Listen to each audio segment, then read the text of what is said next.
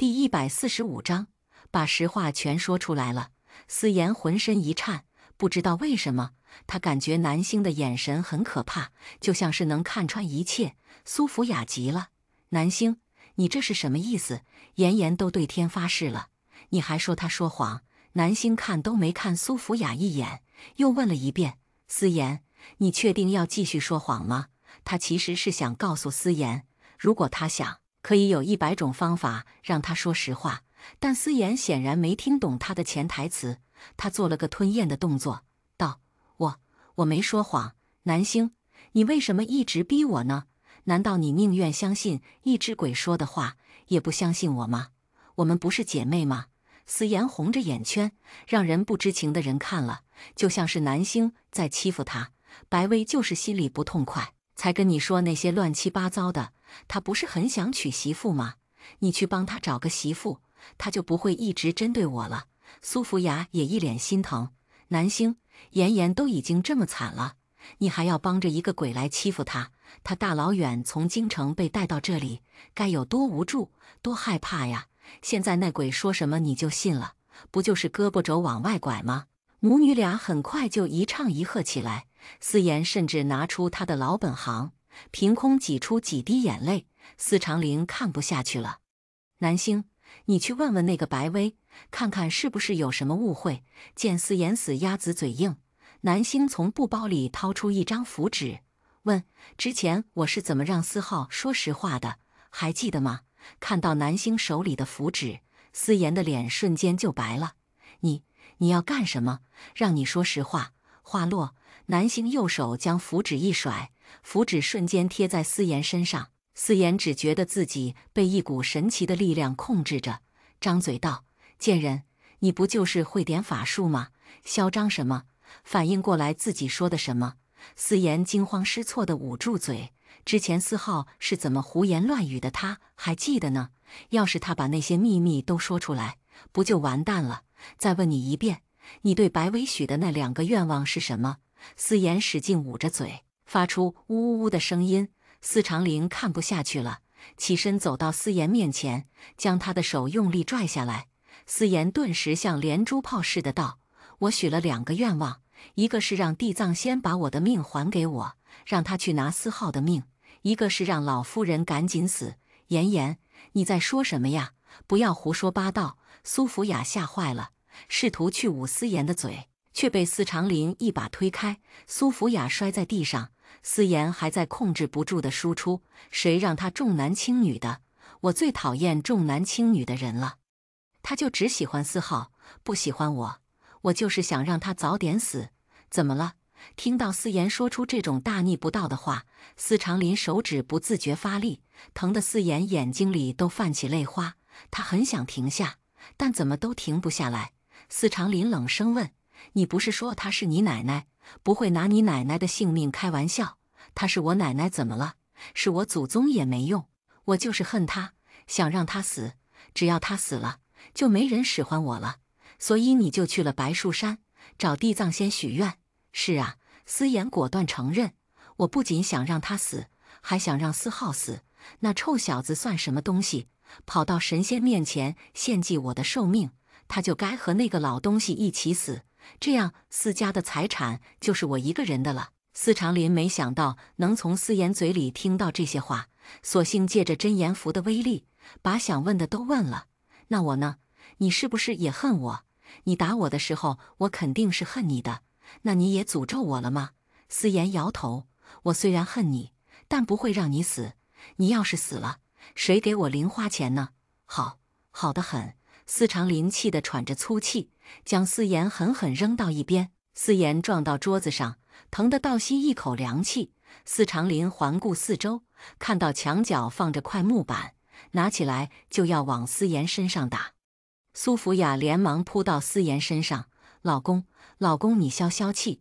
妍妍她就是一时口快，都什么时候了，还帮她说话。”司长林看着苏福雅，第一次觉得这个女人如此碍眼，都是你整天溺爱她，看看她现在都变成什么样子了。今天我就帮你们母女俩一起清醒清醒。司长林说着，就用木板朝2人身上打过去。也不管南星还在旁边看着。房间里惨叫声此起彼伏。南星对这种家庭伦理剧不感兴趣，转身离开房间。离开之前，顺手取下了思妍身上的真言符。师傅说过，真言符这种东西不能乱用，毕竟是强迫别人说出不该说的话，也算是逆天改命的一种途径。但他实在太膈应那对母女了，睁眼说瞎话，把自己装成无辜的受害者。这也就是他把白薇抓住了，要是没抓住，契约真的生效，老夫人不就要承受无妄之灾了？南星叹了口气，抬腿往客厅走。走着走着，眼前的光线忽然暗下来，他抬头，鼻尖堪堪碰到傅青燕的胸膛。傅青燕一手扣住他的肩膀，拉开两人之间的距离。走路不看路。男人声音低沉温润，听上去是在责备，却没有半点压迫感。南星有些意外：“你怎么来了？我不能来。”“当然可以。”南星一本正经回答。“就是没什么必要。”傅青燕发现，南星不仅擅长玄学，在把天聊死这方面也很有天赋。我觉得很有必要。傅青燕松开南星，至少我要确保在下周5的拍卖会之前，你人没丢。拍卖会，南星差点就把这事忘了。你放心，下次出门之前我会跟你打招呼的。看着南星乖巧的样子，傅青燕心里总觉得有点别扭。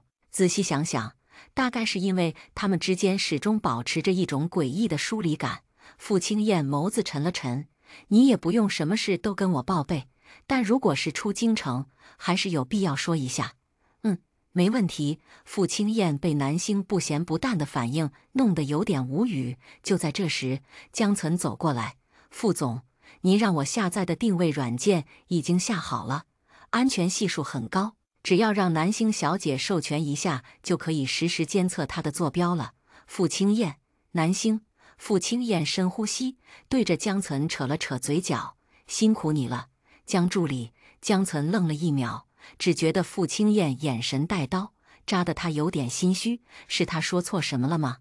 南星没有注意到两人之间的眼神交流，好奇地问：“什么定位软件？”“啊，就是。”江岑刚要解释，就听傅青燕道：“霍小姐找你有事，你过去看看。”“霍九九，她能有什么事？”江岑虽然奇怪，但还是听傅青燕的过去了。这下客厅里又只剩南星和傅青燕两人。傅青燕不自然地蹭了下鼻尖：“那个定位软件就是个安全系统，没有监视你的意思，需要我授权。”南星微微挑眉，似乎并不关心软件本身是做什么用的。傅青燕沉默片刻，了一声。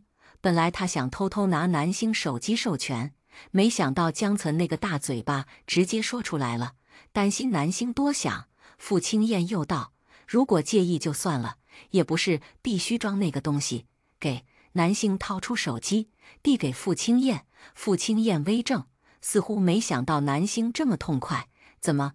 南星不解：“不是要用我的手机授权？”傅青燕被南星的淡定的样子整得有点不会了，犹豫再三，还是接过手机，在南星手机上点击允许，还给他的时候道：“这个软件可以让我看到你的实时位置，同样，你也可以看到我的。”南星点头：“这个功能不错，非常智能。”傅青燕：“那我以后出门的时候是不是就不用跟你报备了？”南星收起手机：“这个软件会提醒你吧？倒也不会随时提醒。”“那就开发一下，这样省时省力。”南星说这话的时候表情很认真，完全没有开玩笑的意思。傅青燕尽量让自己习惯他的脑回路：“我会跟软件公司提议。”“好的。”南星说完就要走。“等等！”傅青燕叫住他。他不明白南星为什么总是来去匆匆，每次跟他见面也都十分冷淡。明明他对霍九九和秦琪都有很多话说，怎么到他这就沉默寡言的？南星停下脚步，看向傅青燕，那眼神就像是在问：有什么事不能一次性说完？傅青燕深呼吸，憋了半天，最后只憋出一句：“私家的事，你打算一直管下去？”之前他去白竹山帮司浩找魂，就弄了一身伤回来，这次思妍失踪，又大老远跑到桐城，不知道的还以为他欠思家什么。对我来说，无论是思家，还是赵家、钱家、孙家、李家，都一样。普通人是拿钱办事，我是换取修为，等价交换，谈不上管。另外，这件事特调处也介入了。苏福雅当时是给特调处报的案，我也只能算是公事公办。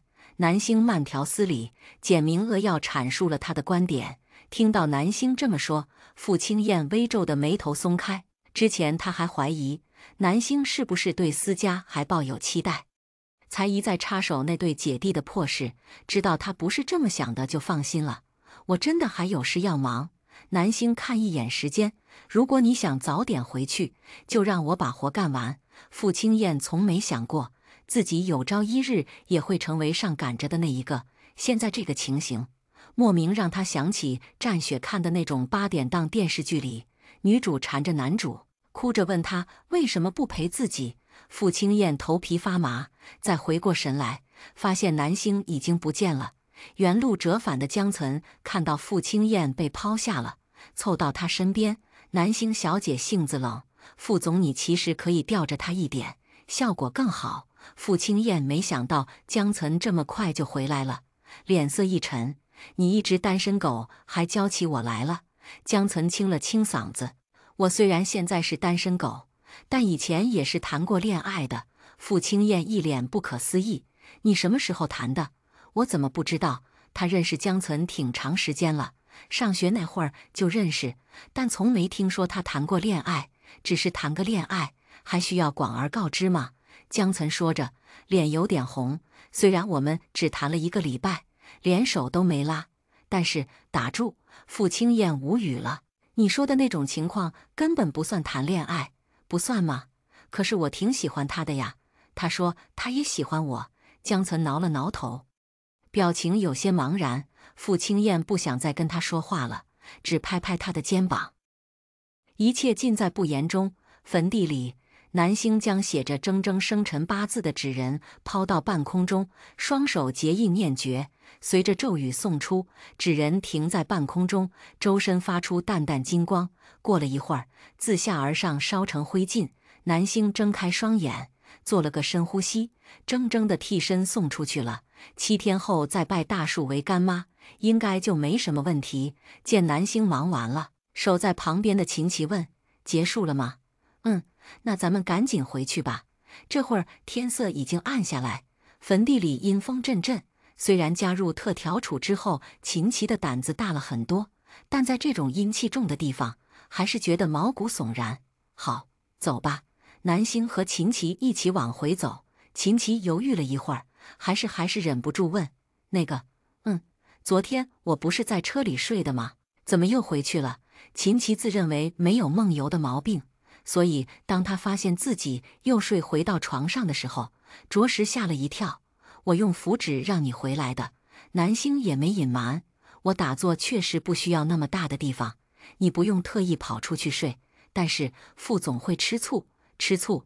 南星挑眉：“他不会。”秦琪不明白南星为什么这么说。事实上，他从一开始就看不懂2人的关系。“为什么你觉得他不会？”“因为他有喜欢的人。”“啊！”秦琪震惊了，这是什么惊天大瓜？第146章，照片有问题。如你所见，我们只是联姻的关系。南星语气平静，听不出半点酸意。他的正缘还没出现，等那个女孩出现了，我会退出。秦琪从没见过哪个女人把主动让位说得这么轻松，但如果是南星就不奇怪了，因为他确实看不出南星对傅清燕有什么想法。只是你确定他喜欢的是别人？当然，可我怎么觉得他喜欢的是你呢？同为男人，他对傅清燕那种虎视眈眈的眼神实在太熟悉了。那你可能感觉错了。南星不以为意。我们在订婚之前就开诚布公地谈过了，最终达成了和谐相处、互不干扰的决议。秦琪嘴角一抽，心想：互不干扰还能追到这里来，到底是他不懂人心，还是南星太迟钝？思忖间，一道高大的身影远远走来，看到来人是傅清燕，秦琪条件反射地往旁边挪了半步，和南星拉开距离。副总，我就是觉得天太黑了，怕星姐一个人来这边太危险，所以。傅青燕微微挑眉，幽深的目光掠过南星，落在秦琪身上。可我怎么觉得你比他更害怕？秦琪简直想找个地缝钻进去。好了，我不吃人，别用那种眼神看着我。傅青燕顿了顿，也不用每次见到我都跟我解释。秦琪做了个吞咽的动作，用力点头。暮色中，秦琪走在前面，傅青燕和南星走在后面。月光将两人的影子拉得很长。司总带着苏福雅和思妍回去了。傅青燕道：“他让我转告你，零花钱记得花，他每月都会往卡里打。”南星点点头：“我给你的那张也可以花。”傅青燕不动声色地补上一句：“他给南星的那张黑卡，从到南星的手里到现在，从来没谈过消费信息。虽然他知道南星不缺钱，但这种扔一块石头到湖里却没砸出水花的感觉，终归让人觉得不太舒服。知道了。”南星还是那样淡淡的，嘴上应着，却不知道是不是真的听进去了。三人回到白家，思妍和苏福雅离开后，空气一下子安静了不少。南星环顾四周，没看到霍九九。九九呢？不知道啊，我去问问白老。等一下，南星叫住秦琪，指了指窗外。不用了。秦琪顺着南星手指的方向看过去，只见霍九九站在院子外面，抬头往房顶看，也不知道在看什么。三人又走出去，房顶上，白薇正盘腿坐在月光下沐浴日月精华，她的头发不知道什么时候散下来了，长发披在肩上，有种奇特的美感。霍九九一眨不眨地盯着白薇，有些入迷。九九，看什么呢？秦琪也往房顶上看，什么都没看见。嘘，霍九九竖起一根食指在嘴边，不要打扰我欣赏美男。美男哪儿呢？秦琪四处张望，怀疑自己瞎了。傅青燕也疑惑。下一秒，房顶上的白薇忽然睁开双眼，看到下面的人盯着她，无语凝噎。这是干嘛？鬼打坐有什么好看的？白薇一个翻身，轻飘飘落到地上。你们围在这干什么？霍九九眨眨眼，眼睛都快长白薇身上了。之前他觉得白薇丑得要死，却没想到这只丑鬼卸完妆后，竟然变成了眉清目秀的帅气小哥。尤其他在房顶打坐的时候，莫名就让他想到了仙侠剧里的男主，一时看得入了迷。没想到你还挺好看的，南星给出中肯的评价。之前他在房间里看到白薇的时候就被惊艳到了，差点没认出是谁。何止是好看，是非常好看。霍九九忍不住感慨：白薇，你早说自己长这样啊，早说我就不骂你丑了。现在知道也不晚。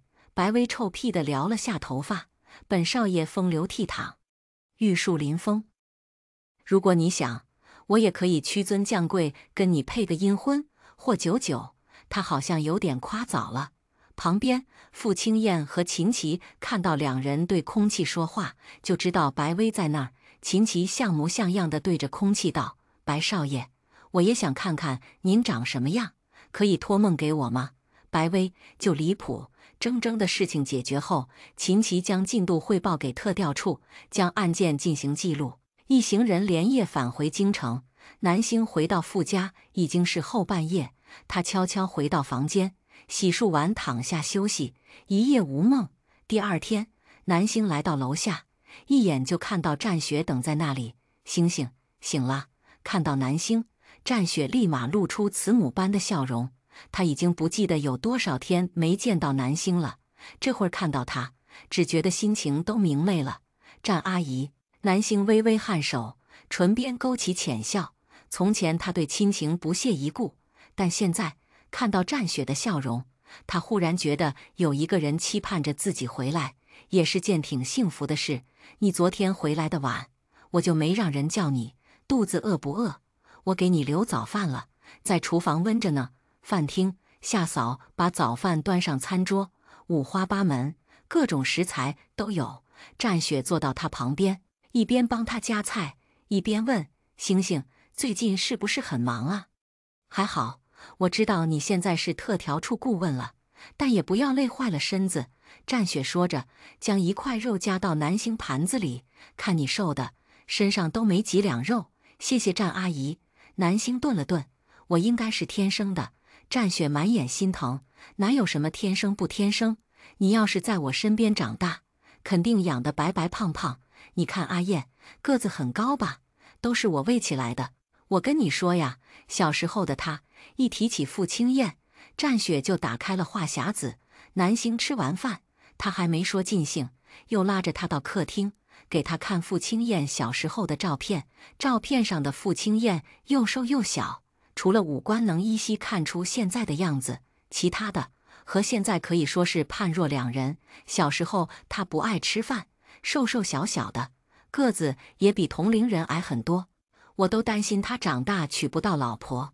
后来我报了个营养师的课程，每天学习，变招法给她弄好吃的。慢慢的，她胃口就好起来了，个头也长了起来。说到这个，战雪有些骄傲。所以呀，你要是多在这里住一段时间，也能变胖的。南星一开始还在听战雪说话，直到他翻到一张傅青燕在玉湖岛拍的照片，瞳眸微正。照片是在一块礁石上拍的，背景是一望无垠的大海。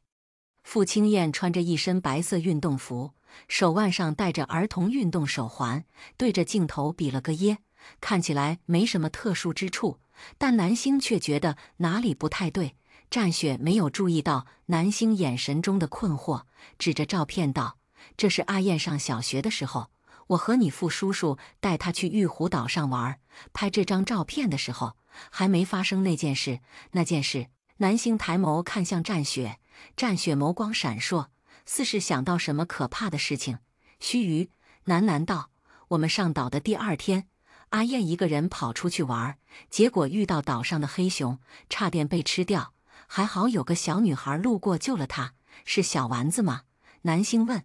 我听傅三少提起过，听到自家儿媳面无表情提起儿子传闻中的白月光，战雪险些被唾沫呛到。他平复了一下情绪，道：“是他，但阿燕跟他不是那种关系。你别听外面那些人乱说，阿燕那时候才上小学，怎么可能喜欢一个比她还小的孩子？不过是没来得及当面道谢，心里有点遗憾罢了。”南星点点头，佯装认同了战雪的说法，但他知道人与人之间羁绊的并没有想象中那么简单。孩童时期的傅青燕或许对那个女孩儿只有感激，但时过境迁，长大后他们再次相遇，注定会因为当年那件事对彼此产生别样的情愫。话说回来，其实我一直怀疑那个女孩儿可能根本就不存在。不存在？南星微怔，不太明白战雪的意思。战雪点点头。当初阿燕回来跟我说，她被黑熊追到洞穴里，就在洞穴快要坍塌时，那个女孩出现了，不知道用了什么法子，让黑熊失去了行动能力。如果真像阿燕说的那样，女孩把黑熊制服了，那她是怎么做到的呢？我问过当地的岛民，那里的黑熊很大，差不多2米高，一个几岁大小女孩怎么可能是黑熊的对手？所以我就想，有没有可能是阿燕吓着了，出现了幻觉？其实根本没有什么女孩，只是她在洞穴里晕过去，做了一个梦。南星盯着照片看了几秒，摇头：“不是梦。”什么？他的办公桌上放着那个女孩儿送他的糖纸。南星道：“如果连糖纸都是假的，那傅三少可能需要去看一下精神科了。做个梦把细节补充的这么完整，除了精神有问题，他想不到其他可能。”战雪闻言有些尴尬，他也考虑过这个问题。当时傅青燕回来的时候，手里就攥着那张糖纸，好像是什么大灰兔奶糖，那个牌子的奶糖。他从没给傅青燕买过，退一万步讲，就算那个女孩真是傅青燕幻想出来的，也不是什么好事。毕竟虚无缥缈的心结更难解开。哎，罢了。战雪笑了笑，不管那个女孩儿是不是存在，都已经是很久之前的事了。现在你才是阿燕的未婚妻。南星微微抿唇，不忍心告诉战雪，他和傅青燕的关系并不会长久。对了，我新给你买了几条裙子，去看看喜不喜欢。南星好不容易回来，战雪恨不得把她拴在腰上，想着特调处暂时没什么时，南星点点头，答应下来。离开之前，南星问战雪：“傅三少的那张照片，我可以拿走吗？”那张在玉湖岛上拍的照片，他无论如何都觉得不对劲，只能拿回去看看，到底是什么情况。战雪愣了一下，以为南星是想拿走一张傅青燕小时候的照片留作纪念，连忙道：“可以呀，当然可以，或者你把这本相册带走吧，我那里还有备份。”南星想了想，觉得照片多一点更好感应，便拿起相册道：“好，那谢谢您了。”战雪嘴角都快翘到耳朵根了。南星要傅青燕小时候的照片，不就是对她感兴趣吗？看来那臭小子难得班没白上。此时，司家佣人将思妍的东西一件件丢出别墅。思妍哭了一夜，眼睛又红又肿。她穿着居家服，狼狈地抱着自己的衣服包包，不停哀求：“我错了，让我回去吧，我真的知道错了。”佣人无奈摇头：“先生这次是真的生气了。二小姐，您自求多福吧。”说着，将门关上。因为他昨晚说的那些话，司长林对他彻底失望了，不仅停掉了他的卡，还把他赶出家门。平时这种时候，他都会求助苏福雅，但苏福雅也被关了禁闭。现在他们母女俩，泥菩萨过河，自身难保，谁也帮不上谁。思妍拿着自己大包小包的东西，坐在院子里，边哭边翻通讯录。她先是给闺蜜尹娜打电话，结果尹娜说她和男朋友去国外度假了。她又给2个堂哥打电话，也都不在京城。思妍崩溃了，用所剩无几的钱打了辆车，准备先去附近的酒店凑合几天。酒店大堂，思妍低着头，生怕被人认出来。这2天，她和苏福雅挂在热搜上，已经快成半个名人了。要是被人看到她穿成这样被赶出家门，还有什么脸活在这个世界上？思妍匆匆来到前台，用身份证开了间房，又让酒店的工作人员帮她把东西拿到房间。电梯里，思妍稍稍松了口气。然而，就在电梯门快关上时，等一下，一个女孩匆匆挤上电梯。思妍一心发愁，头也没抬，直到对方叫她的名字，思妍回过神来，看清对方是谁，心脏猛地一抽。第147章，一边吃饭一边给小三回信息。好巧啊，你也住这家酒店吗？齐宝看到思妍很惊讶，他今天来这边参加画展，中途到酒店休息，没想到在这里遇到了熟人。思妍张了张嘴，不知道怎么解释，干脆顺着齐宝的话道：“对，我也住这儿。”齐宝原本没多想，直到他看见思妍按的楼层，眉梢微扬。思家千金出来住酒店，竟然住在普通层，而且他身上穿着居家服，手里还拿着那么多东西，看着不像是正常下榻，倒像是被赶出家门的。思忖间，电梯叮的一声停下，门打开。思妍逃命似的往外走。思妍，齐宝叫住她：“我的房间在顶层101，你要是觉得无聊，可以来找我。”思妍嗯了一声，快步离开了。电梯门关上，齐宝玩味地勾起嘴角，他掏出手机打给齐玉堂：“喂，哥，你猜我刚刚遇到谁了？”是思妍，她好像被赶出家门了。好了，我知道不会离她太近的，真啰嗦。齐宝挂了电话，电梯也刚好停在顶层。他拎着高定挎包走出去，眼底闪过一丝狡黠。南星回到房间，打开相册，抽出那张傅青燕在玉湖岛拍的照片，像往常一样，把手放在照片上，闭眼感应。照片中有微弱的灵力流动，但只是短短一瞬，便消失不见。南星睁开双眼，有些悻悻。他之所以对这张照片这么感兴趣，是因为他在看到照片的时候有种很熟悉的感觉，就好像曾经去过那个地方。但他清楚地记得，自己从小到大都生活在仙云观，连山都没下过。为了解开这个困惑，他把照片带了回来，可惜什么都感应不到。或许是照片拍摄的时间过去太久，又或许是傅青燕在拍摄那张照片时并没有太多情绪。总之，他感应到的只有一片空白。南星拿着那张照片又看了看，随手放进自己的布包里。傍晚，傅青燕从公司回来，佣人已经准备好晚饭，一家人难得聚齐，就连隔三差五不着家的傅正阳也在。庄韵然领着傅景天入座，表情麻木，看上去没什么气色。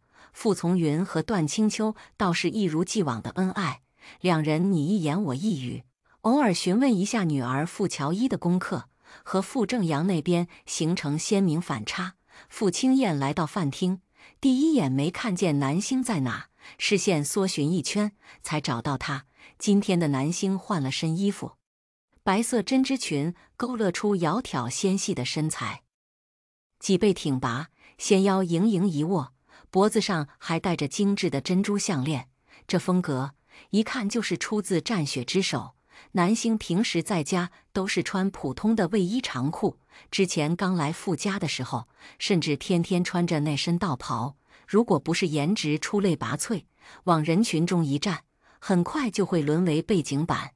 见傅青燕的目光被南星吸引，战雪勾了勾唇，他就知道男人都是视觉动物，傅青燕也不例外。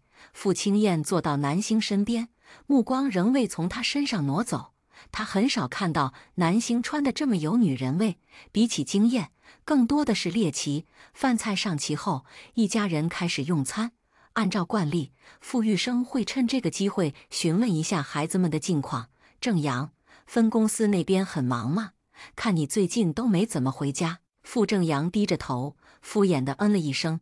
再忙也不能忽略孩子，景天还这么小，正是需要父亲的时候，你抽空多带他出去转转。知道了。傅正阳嘴上这么说，但熟悉他的人都知道，他只是随便应付一下，根本没听进去。庄韵然的脸色更难看了。前阵子傅正阳隔三差五出去住，他就觉得不对劲，于是找了个私家侦探跟着傅正阳，果然发现他在外面有女人。庄韵然拿着私家侦探给的地址去找，在一家咖啡厅找到了傅正阳的出轨对象，对方是咖啡厅老板，30岁出头，留着一头干练的短发。庄韵然很惊讶，他以为傅正阳喜欢的是那种温温柔柔的小白花，或是前凸后翘的性感少妇，却没想到他喜欢的是一个事业型的女强人。庄韵然点了杯咖啡，在咖啡厅里坐了一下午。他想了很久，这几年为了拴住傅正阳的心，每天变招法的护肤、练瑜伽，把自己打扮得花枝招展，却唯独没关心过自己的事业。他兢兢业业做着豪门太太，结果呢，他喜欢上了有工作、有事业的女人。庄韵然在暗中观察着咖啡厅老板，几次想上去揭穿他小三的身份，都忍下来了。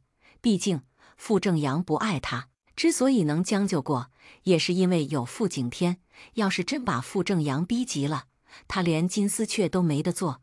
思绪回笼，庄韵然捏紧筷子，心里的委屈掺着饭往肚子里咽。阿燕，你那边怎么样？新项目还顺利吗？傅玉生又问傅青燕。还好。傅青燕顿了顿，没有把自己变倒霉的事告诉傅玉生。当初在镜像世界里，是他自己选择站在南星身边，就算时光倒流，他依然会这么做。你手上的那些工作尽量在年底处理完吧，免得耽误明年开春的婚礼。听到婚礼2个字，傅青燕拿水杯的手一抖，险些被呛到。南星淡淡看他一眼，哎呀，看把阿燕激动的，水都不会喝了。战雪笑眯眯的补刀。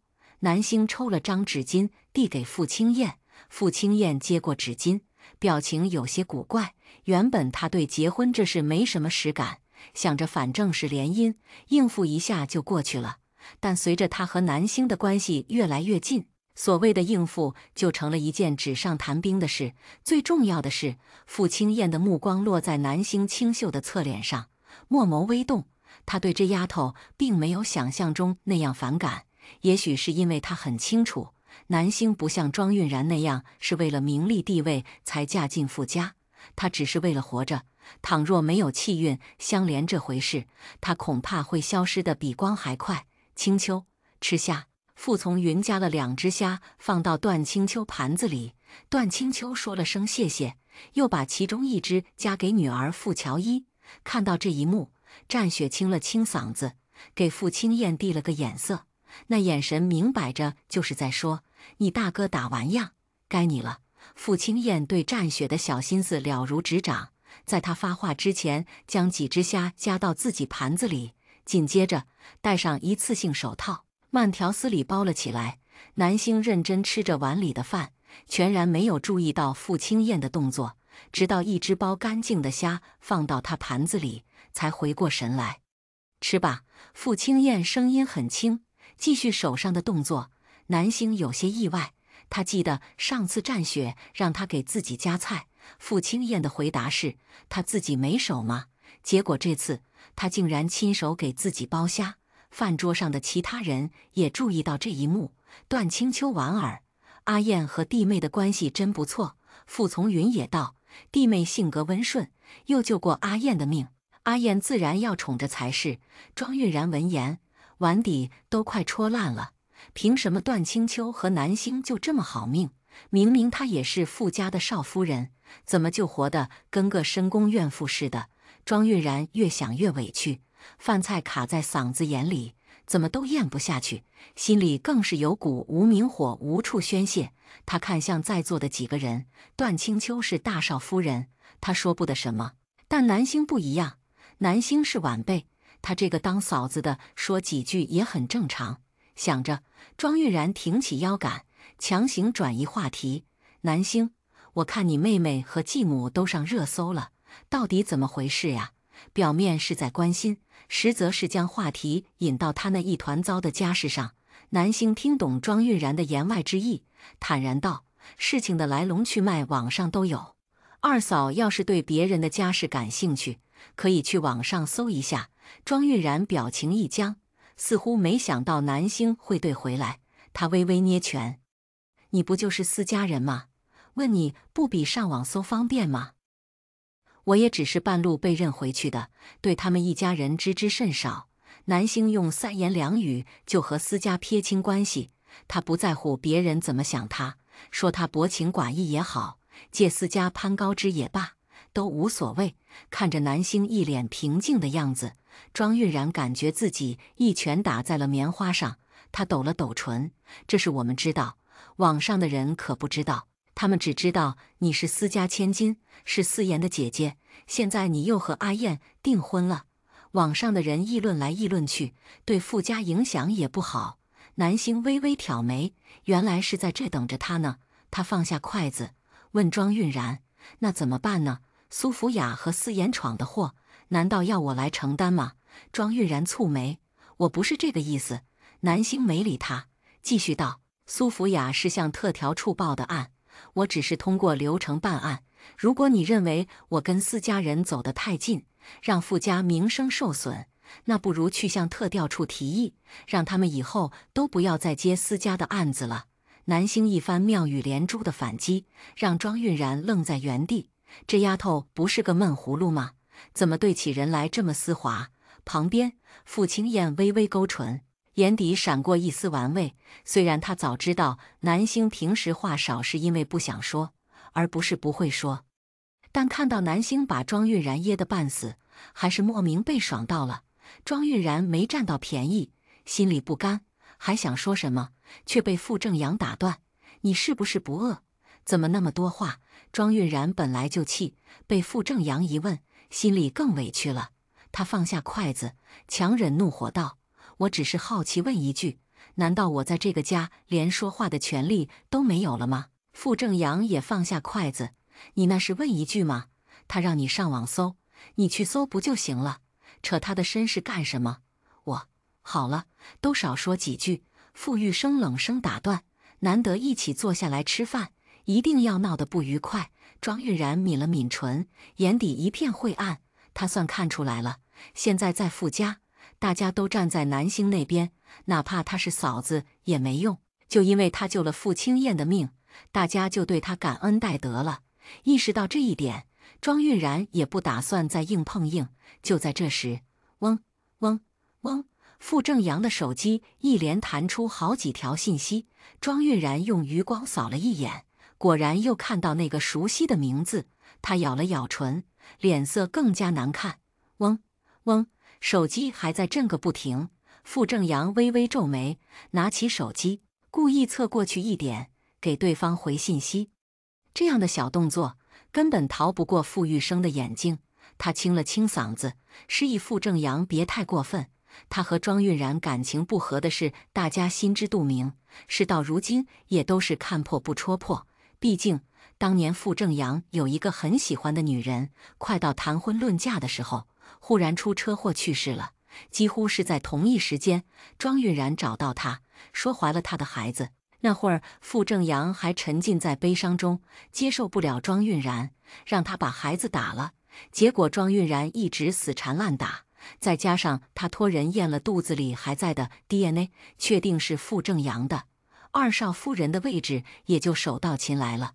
只是随着傅景天渐渐长大，傅正阳对庄韵然的态度一直不冷不热，甚至开始在外面拈花惹草。傅玉生私底下找过他，让他别太过分，毕竟已经结婚了，孩子都有了，这个时候出轨，对庄韵然和孩子都不公平。但无济于事，傅正阳回了几条信息过去，对方非但没有消停，反而直接打电话过来。傅正阳起身，我保了。庄韵然实在忍不下去了，抬头问他，谁给你打电话呢？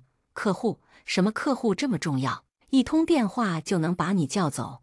庄韵然眼圈翻红，指尖几乎将掌心抠破。他最受不了傅正阳这副无所谓的样子，哪怕孩子在旁边，都不知道伪装一下。傅正阳一阵烦躁，你有完没完？熟悉的开场白，预示着一场战役即将打响。第148章水乳交融。庄韵然原本是能忍的，但今天看到傅从云和傅青燕都对自己的另一半那么好，忽然就忍不下去了。他红着眼睛看向傅正阳，这话我也想问你，傅正阳，你有完没完？是不是只要我不说，你就一直把我当傻子？那个给你发消息的人是谁？你敢当着大家的面说清楚吗？看着庄韵然逼问的嘴脸，傅正阳一股无名火窜上心头，他也不顾其他人还在场，直截了当道：庄韵然，你别给脸不要脸，当初你是怎么怀上景天的？真以为我不知道？庄韵然脸色一白，你什么意思？我什么意思你心里清楚。傅正阳冷笑，你用肮脏龌龊的手段上位，还好意思对我咄咄逼问？我告诉你，你现在能安稳地做二少夫人，就该感恩戴德了。至于其他事，不该管的别管，不该问的别问，因为你不配。傅正阳说完，起身扬长而去。庄韵然失魂落魄地坐在椅子上，还有点没反应过来什么情况。傅正阳刚才说他不配，他给他生了儿子，心甘情愿做他的金丝雀，他凭什么不配？韵然，二弟说的应该是气话，你别往心里去。段清秋不知道说什么，只能安慰。庄韵然没说话，眼圈越来越红，在眼泪快要掉下来的时候，他猛地起身，抱起旁边还在发愣的傅景天，逃出了饭厅。因为这个插曲，饭厅的气氛一下子凝固了，大家都不知道该说什么。最后还是战雪先开口：正阳这样不行，找个时间我去跟他聊聊。不用你去。傅玉生脸色难看，我去。战雪虽然是傅家的女主人，但毕竟不是傅正阳的生母，让战雪去劝，反而节外生枝。一顿饭吃完，大家离开饭厅，回房间的路上，南星听到庄韵然的房间里传来哭声，他叹了口气。之前他跟庄韵然说傅正阳有问题，庄韵然还不信。他说他是最了解傅正阳的人，说傅正阳一定不会出轨。现在看来，庄韵然心里其实都清楚，只是碍于面子，不想把这事搬到台面上。来到走廊的分岔路口，傅青燕叫住他：南星。南星驻足，傅青燕盯着他看了几秒，踌躇片刻，有些不自然道：你这么穿挺好看的。男人目光微微闪烁，瞳眸中似乎有什么东西在跃动。衣服是战阿姨送给我的。南星道，不太像我的风格，现在是你的风格了。傅青燕微微勾唇，转身回了自己房间。南星低头看一眼自己身上的针织长裙，从小到大，他从没关心过自己的外在。修道之人总是清心寡欲，对身外之物不那么看重。但今天，他好像从傅青燕的称赞中体会到了一种喜悦的情绪。南星刚回到房间，手机就响了，来电显示是若虚道长。他接起电话，没来得及问好，就听若虚道：“南星，我找到让傅青燕快速恢复气运的方法了。”“什么方法？”“你们两个待在一起，就能恢复得快一些了。”南星怀疑若虚在逗他。傅青燕的气运还没恢复，我又跟他气运相连，待在一起不是会互相拖累？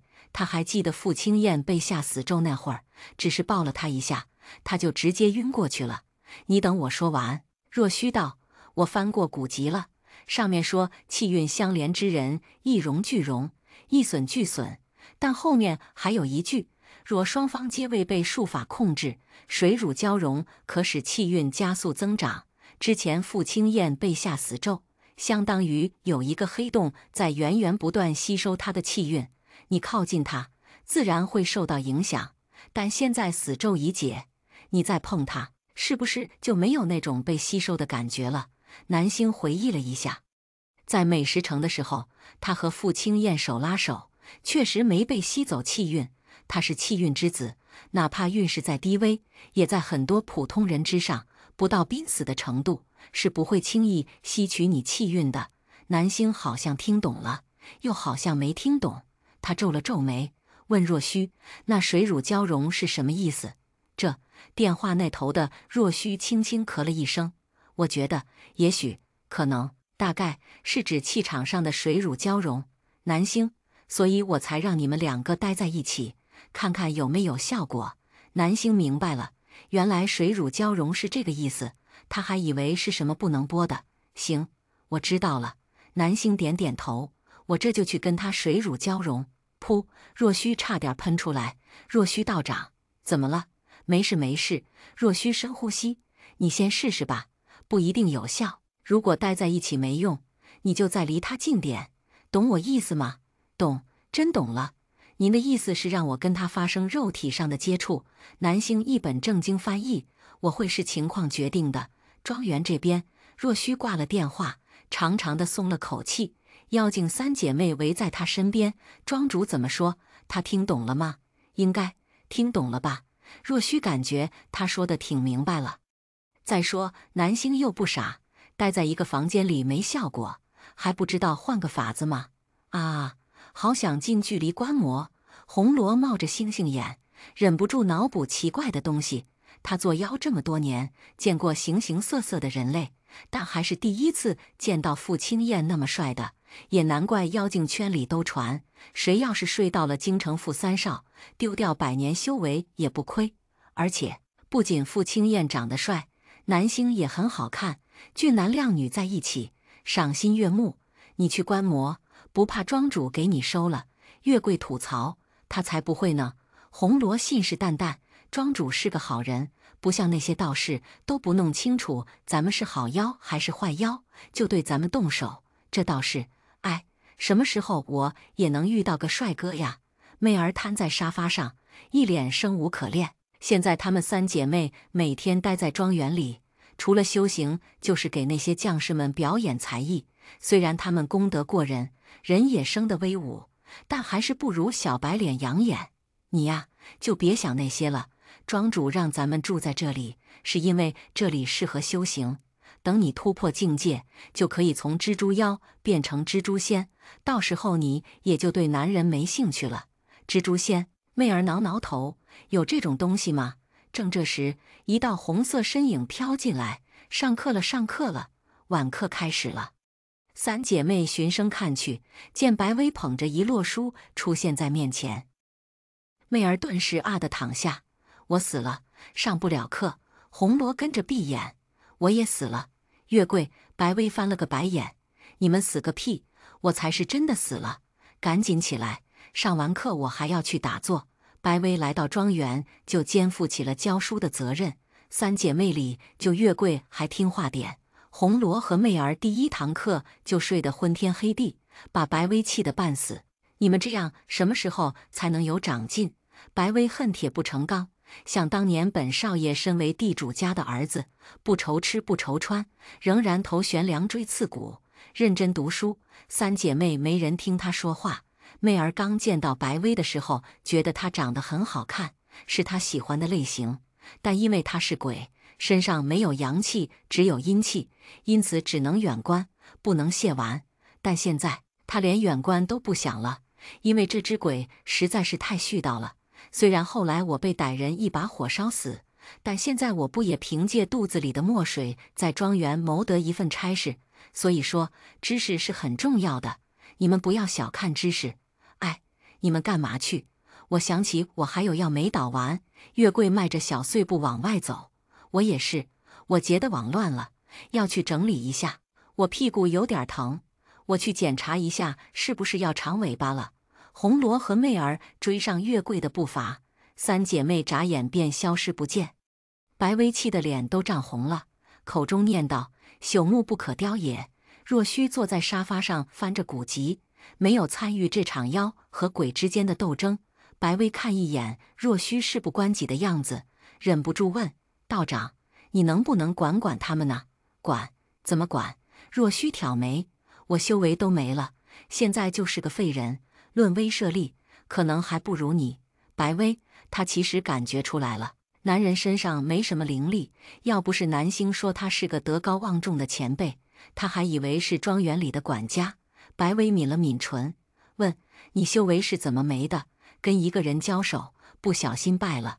若虚说的云淡风轻，白薇心里却有点不是滋味。他身为一只鬼，修为对他都很重要，更别说是修道之人了。其实这样也挺好。若虚起身，背着手往外走，不用参与那些乱七八糟的事，每天在这里做一条咸鱼，不是很轻松吗？看着若虚离开的背影，白薇若有所思，心里有了一些打算。得知必须要和傅青燕待在一起，才能帮她恢复气运，南星拿起手机，准备去找她。结果刚把门打开，就看到庄韵然站在外面。庄韵然的眼睛又红又肿，见他出来了，嘴唇动了动，似乎有什么话要说。“二嫂找我有事啊？”“嗯。”庄韵然有些犹豫，“可以进去说吗？”南星猜到他想问什么，直言：“傅二少的事，我帮不了你。”庄韵然一怔：“南星，我都还没说是什么事，你怎么就？你不是想让他回心转意？这个忙我帮不了。为什么？”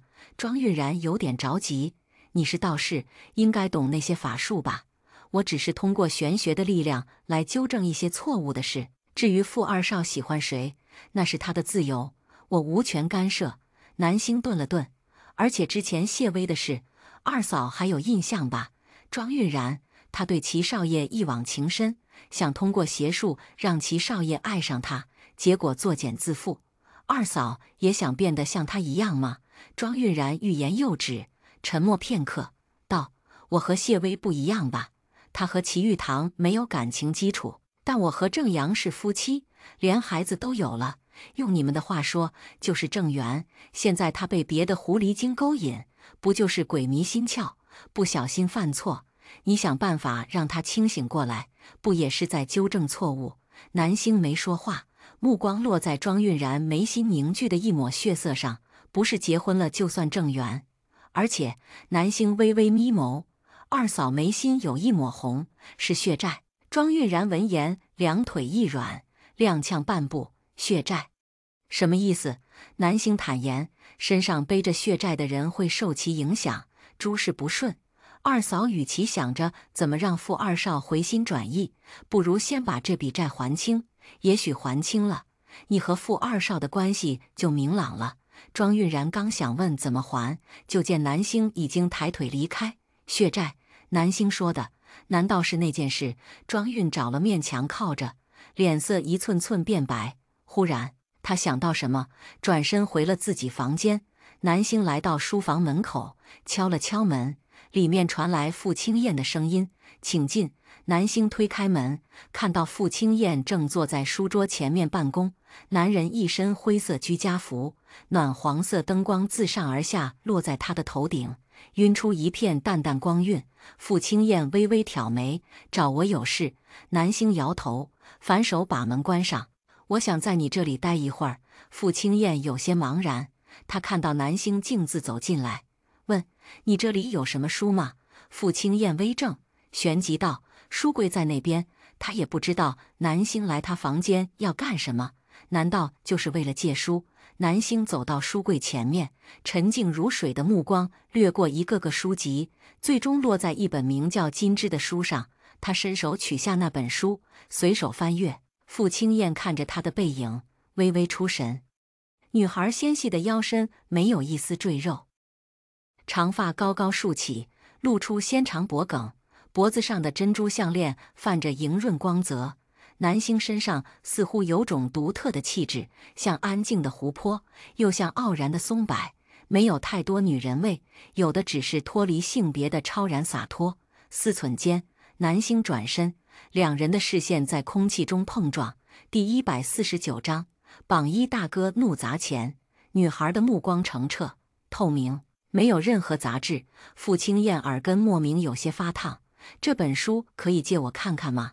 那里面的所有书都可以，谢谢。得到傅青燕的允许，南星拿着书坐到沙发上。金枝是一本讲巫术和宗教起源的书，南星只看了一眼简介就被吸引了。接下来的时间，傅青燕低头处理工作，偶尔抬头看一眼南星，目光总是不自觉被吸引过去。江岑的信息不断弹出：“傅总，刚刚发给您的文件看过了吗？市场部希望您尽快给一个修改方向，这些是本季度的财务数据，请您过目。”傅青燕一阵头大，都几点了，还要加班？不把他当人是吧？傅青燕，这些你帮我处理。江岑，傅青燕，你已经是个成熟的助理了。江岑，傅青燕发完这句就没再回复了。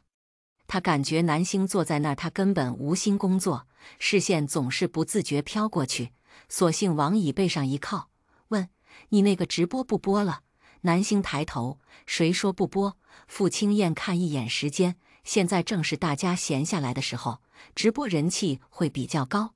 南星思考了几秒，道：“可是我直播会妨碍你工作。”他刚才也想过要不要在这里直播，但进来发现傅青燕在工作，就选择看书了。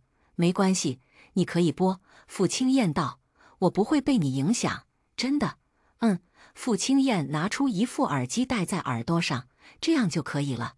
南星没想到傅青燕还挺通情达理，他说了声谢谢，用手机打开直播间。而他不知道的是，傅青燕戴完耳机就打开直播平台，卡在第1秒进了南星的直播间。几乎是在同一时间，江岑发信息过来：“傅总，南星小姐直播了，我要去看直播了，先不干活了。”傅青燕，天杀的江岑，他要开除他！粉丝们看到星辰不宜开播，迅速涌入直播间。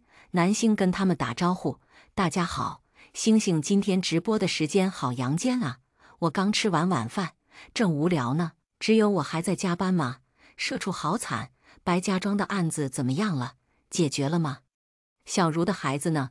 有没有事？关注案件后续的宝宝们可以去看小九的微博。”每个案件他都整理好发到上面了啊！小九好棒，距离上一次发福袋已经过去很长时间，这次大家都跃跃欲试。南星刚发出去，就被一个叫沈先生的小奶猫的用户抢到了。沈先生的小奶猫打赏完浪漫之心，视频接通，一个穿着性感的女人出现在屏幕中。女人坐在自家卧室里，身后的房间非常宽敞，看上去是个有钱人。啊，是个漂亮姐姐，看上去很有钱的样子。你没看错，她身上的睡衣是 V 家这季新款，一件就好几万。555富婆求包养，像往常一样，连线一接通，网友们就点评起来。女人没理直播间的评论，抿了抿唇，有些纠结道：“主播你好，我想请你帮个忙。什么忙？女人酝酿片刻。我有个认识了很多年的闺蜜，我和她还有我们2个人的老公都是大学同学，我们4个关系很好，大学毕业这么多年了，还经常一起出去玩。但是最近我发现她老公不太对劲。男星挑眉，不对劲。女人点头。前几天我出去逛街，看到她老公带着另一个女人去珠宝店，2人的举止还很亲密，又是渣男出轨的戏码。姐姐跟渣男不是同学吗？直接去问他呀。这怎么问？问他出没出轨？姐姐，你可以先把这事告诉朋友，你们2个在一起收集证据，让渣男净身出户。网友们积极提议，男星却表现得很平静，他透过屏幕盯着女人。所以你想问什么？我想问，我朋友的老公是不是真的出轨了？要是真出轨了，那我就去告诉我朋友，让他赶紧离婚，及时止损。女人说着，掏出闺蜜和她老公的合影。你是要通过照片才能看出来吧？我特意准备了他们的照片，你看一下。男星盯着照片看了一会儿，道：他没出轨。什么？女人有些惊讶。我亲眼看到她老公带着那个女人进珠宝店，还搂着那个女人的腰，不是出轨是什么？你确定自己看清楚了？男星一句反问，让女人蓦地愣住，但她很快便坚定道：是，我确定看清楚了。我们这么多年的同学，还能认错吗？那就奇怪了。男星靠在沙发上，表情玩味。照片里男人的面相我看了，鼻头丰满，眼尾上扬，耳朵圆润，姻缘线殷实，应该是痴情的人。这样的人不仅不会出轨，反而会对老婆非常专一。女人没想到男星会这么说，又或者是这个结论并不符合她的想象。她皱眉，你只看面相就判断一个人专不专一，这样是不是太武断了？万一他只是长得正派，其实是个花心大萝卜呢？我见过很多表面老实，实际玩得很花的，那些男人都很会伪装。确实有很多看着老实，实际很渣的。面相不能说明一切，主播是不是可以看八字啊？看一下八字更准，看面相容易出差错。是啊，不能因为平时看得准，这次就想当然了。姐姐和渣男认识那么久，应该不会看错。我说你们到底是真粉还是假粉？星星给人看面相，什么时候看错过？他就是觉得八字没必要看呢，并不是想当然。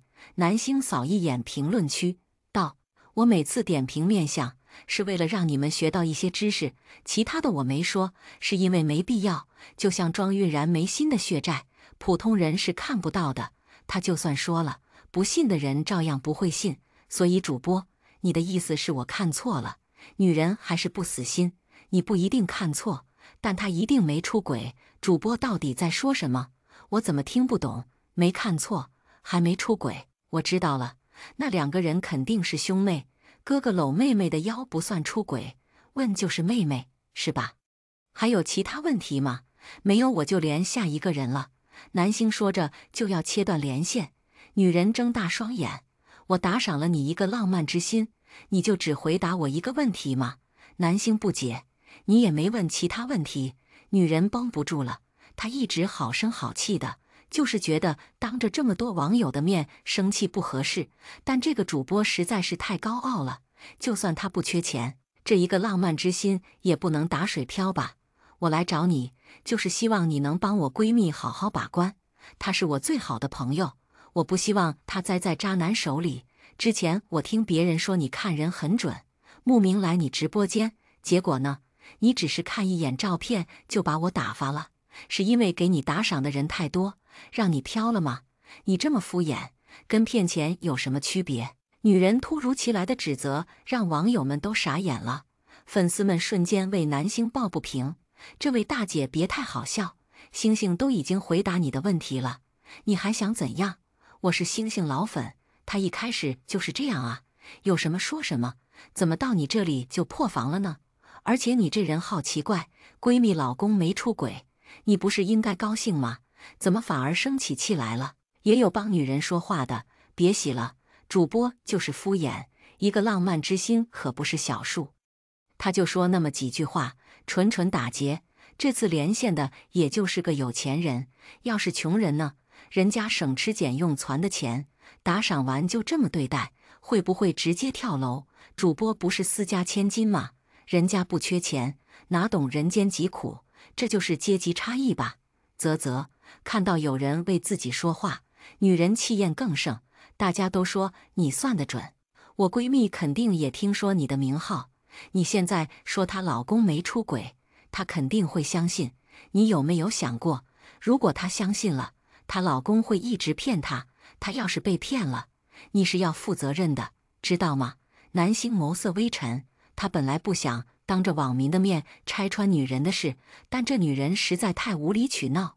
想着，他道：“你与其担心闺蜜，不如先担心自己吧。”女人奇怪：“我有什么好担心的？”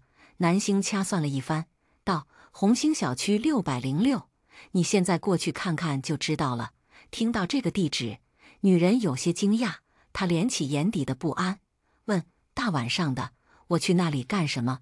一定要让我把话说那么明白吗？”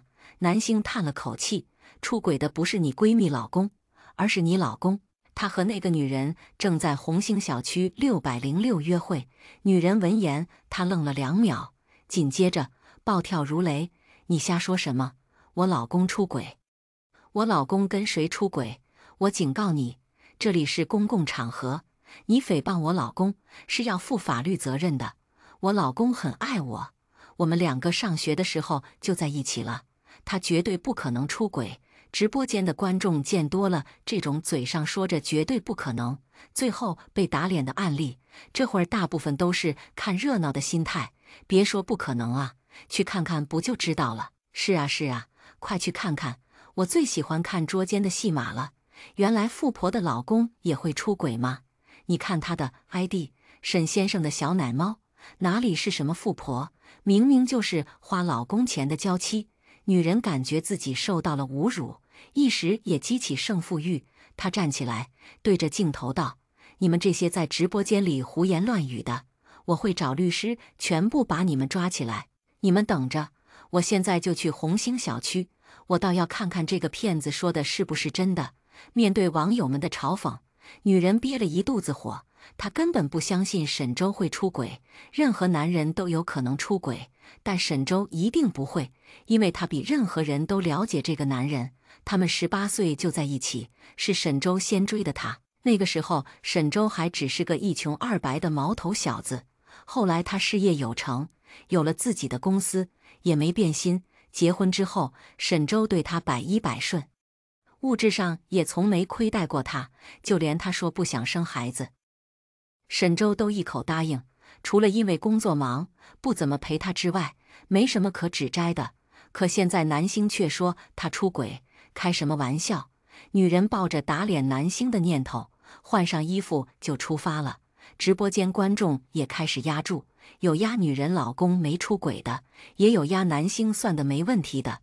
直播间热度一路飙升，很快就从分类榜第1冲到了总榜第1。山金赚大钱打赏了10艘游艇，山金赚大钱打赏了100束烟花，山金赚大钱打赏了88个爱神之吻。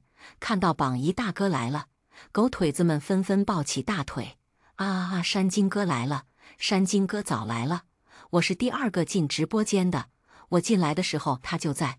这种专一又有钱的男人到底在哪认领？那你至少要像星星一样长得漂亮又有本事才行。”看到屏幕上不断闪动的特效，男星迟疑了几秒，道：“好了，不要再打赏了。”最开始这个山金赚大钱打赏的时候，他以为他和其他人一样是来找自己解决问题的，还让他下次不用打赏直接连线。结果人家一次也没连过，打赏倒是络绎不绝。虽然从直播间热度考虑，打赏肯定是多多益善，但他总觉得这样白嫖不太好。小点的礼物收也就收了，价值这么高的他销售不起。山金赚大钱，为什么不能打赏？男星回答：“因为道教讲究因果，你给我打赏这么多礼物，但我从没帮过你什么，时间一长，对你我都有影响。”男星以为他这么说了，对方应该就明白了，不会再打赏了。没想到这家伙反手又打赏了10个火箭，山金赚大钱。没关系，你会有帮到我的时候。第150章捉奸现场，南星会有帮到他的时候，那得是多大的忙，值得他付出这么大的代价。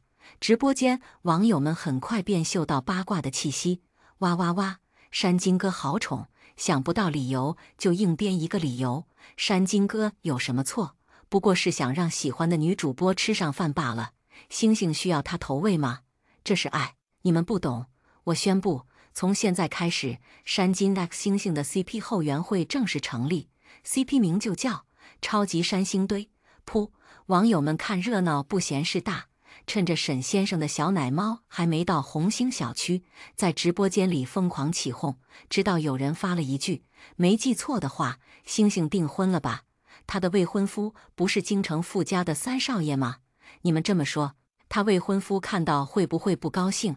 看到这条评论，傅青燕眼皮一跳，她差点忘了自己用的是江岑的号。网友们起哄的时候，他下意识把自己带入进去，还挺开心。现在才反应过来，人家磕的是榜一大哥和南星，这个榜一大哥是谁都行，是江岑也没问题，反正跟他没什么关系。想到这，傅青燕忽然就有点不爽了。但他没想到的是，更不爽的还在后面。Austin 进入直播间 ，Austin 打赏了88个女神之吻。Austin 打赏了100个热气球。Austin 主播加油！傅青燕、南星也很快注意到这个名字，他记得霍99跟他说过，直播间又来了一个土豪，一字开头，应该就是这位没错了。这位名字叫 Austin 的用户，你也不要打赏了。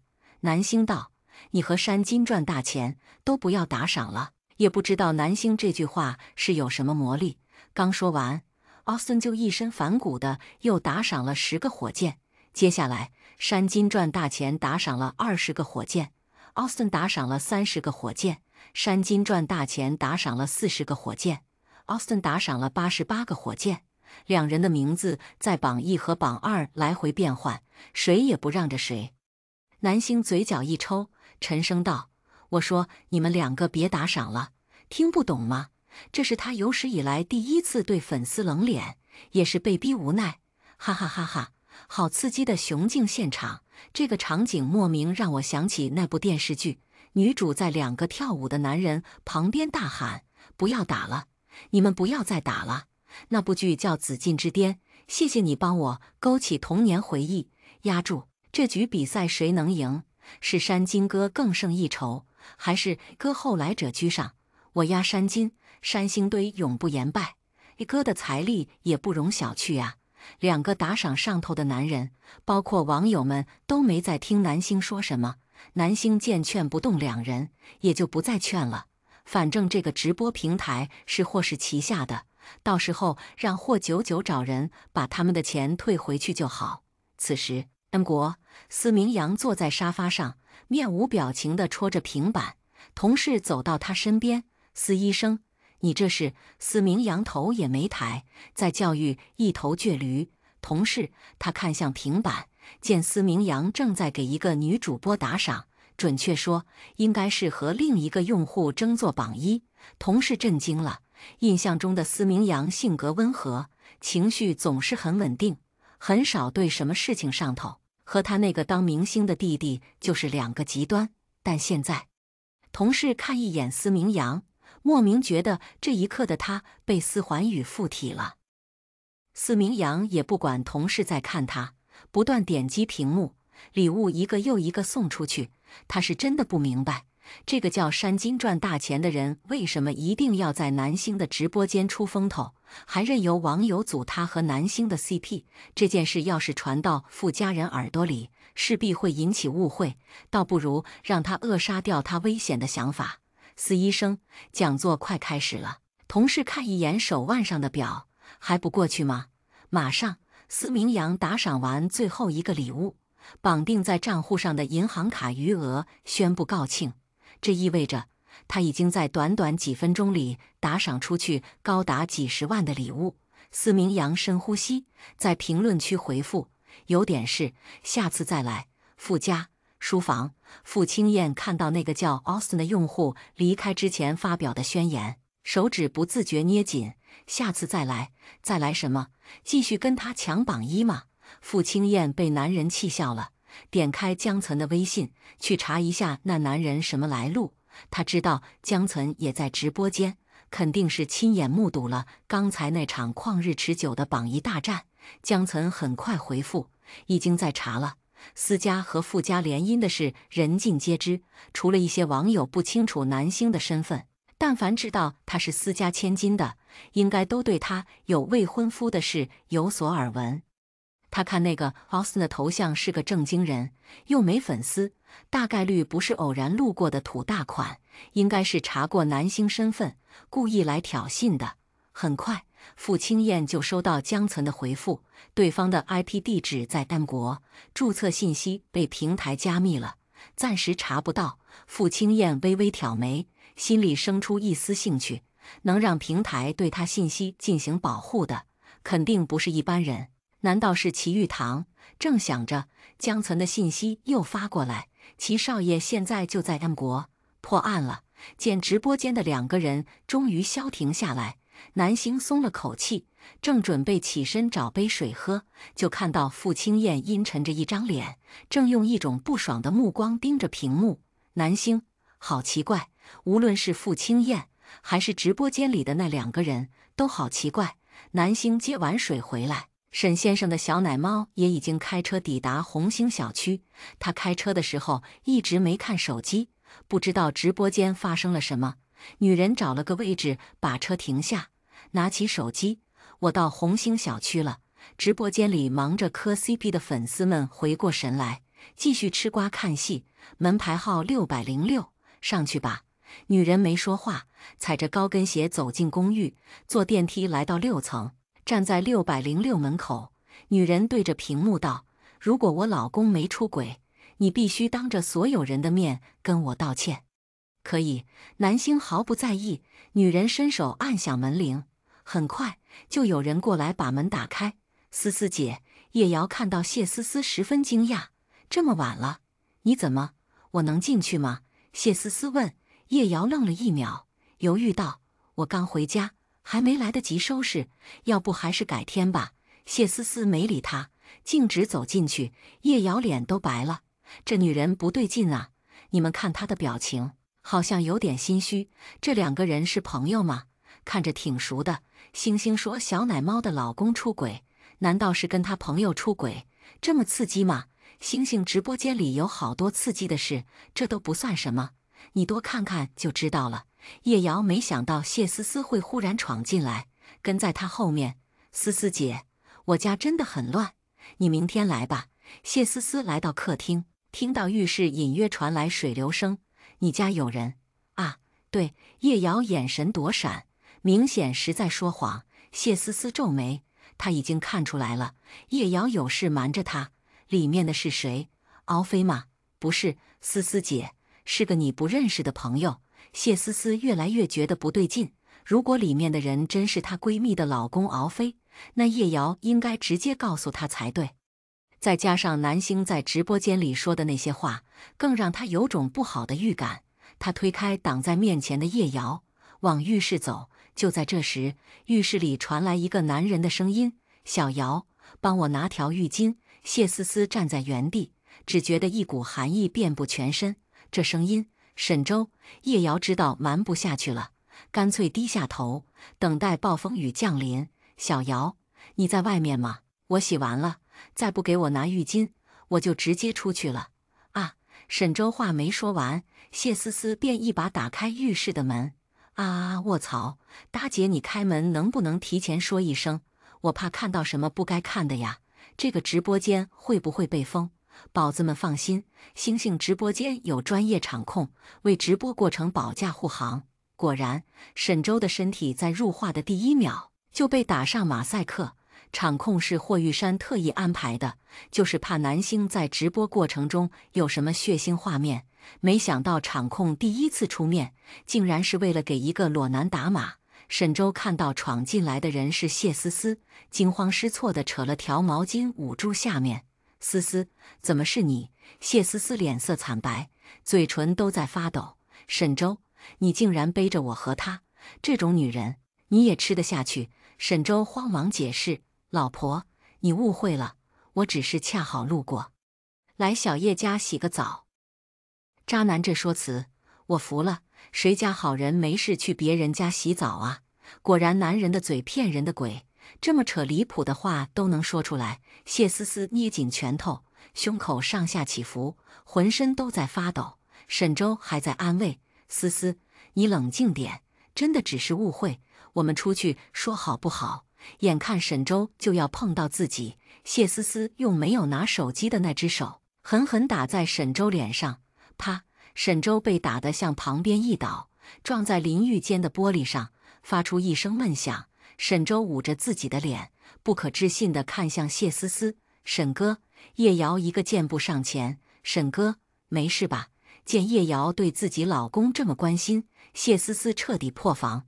她关掉直播，冲过去抓叶瑶的头发，结果因为太着急，没点对位置，直播还连着，手机被放到盥洗台上，镜头朝上，网友们只能看到天花板。叶瑶，你这个贱人，竟然勾引我老公，我要杀了你！啊！谁来把手机摆正？我想看原配暴打小三。星星的直播间果然不会让人失望，每次都能遇到这么狗血的事。话说回来，这次的事看得我一头雾水。小奶猫连麦问主播她闺蜜老公是不是出轨，结果出轨的是她老公，怎么感觉这中间有猫腻？不确定。再看看浴室里，谢思思抓着叶瑶的头发拼命撕扯。我给你安排的任务没完成，反而爬到我老公床上，谁给你的胆子？贱人，去死！去死！呜呜呜！思思姐，我错了，你放过我吧，够了。谢思思，是我主动的，跟小叶没关系。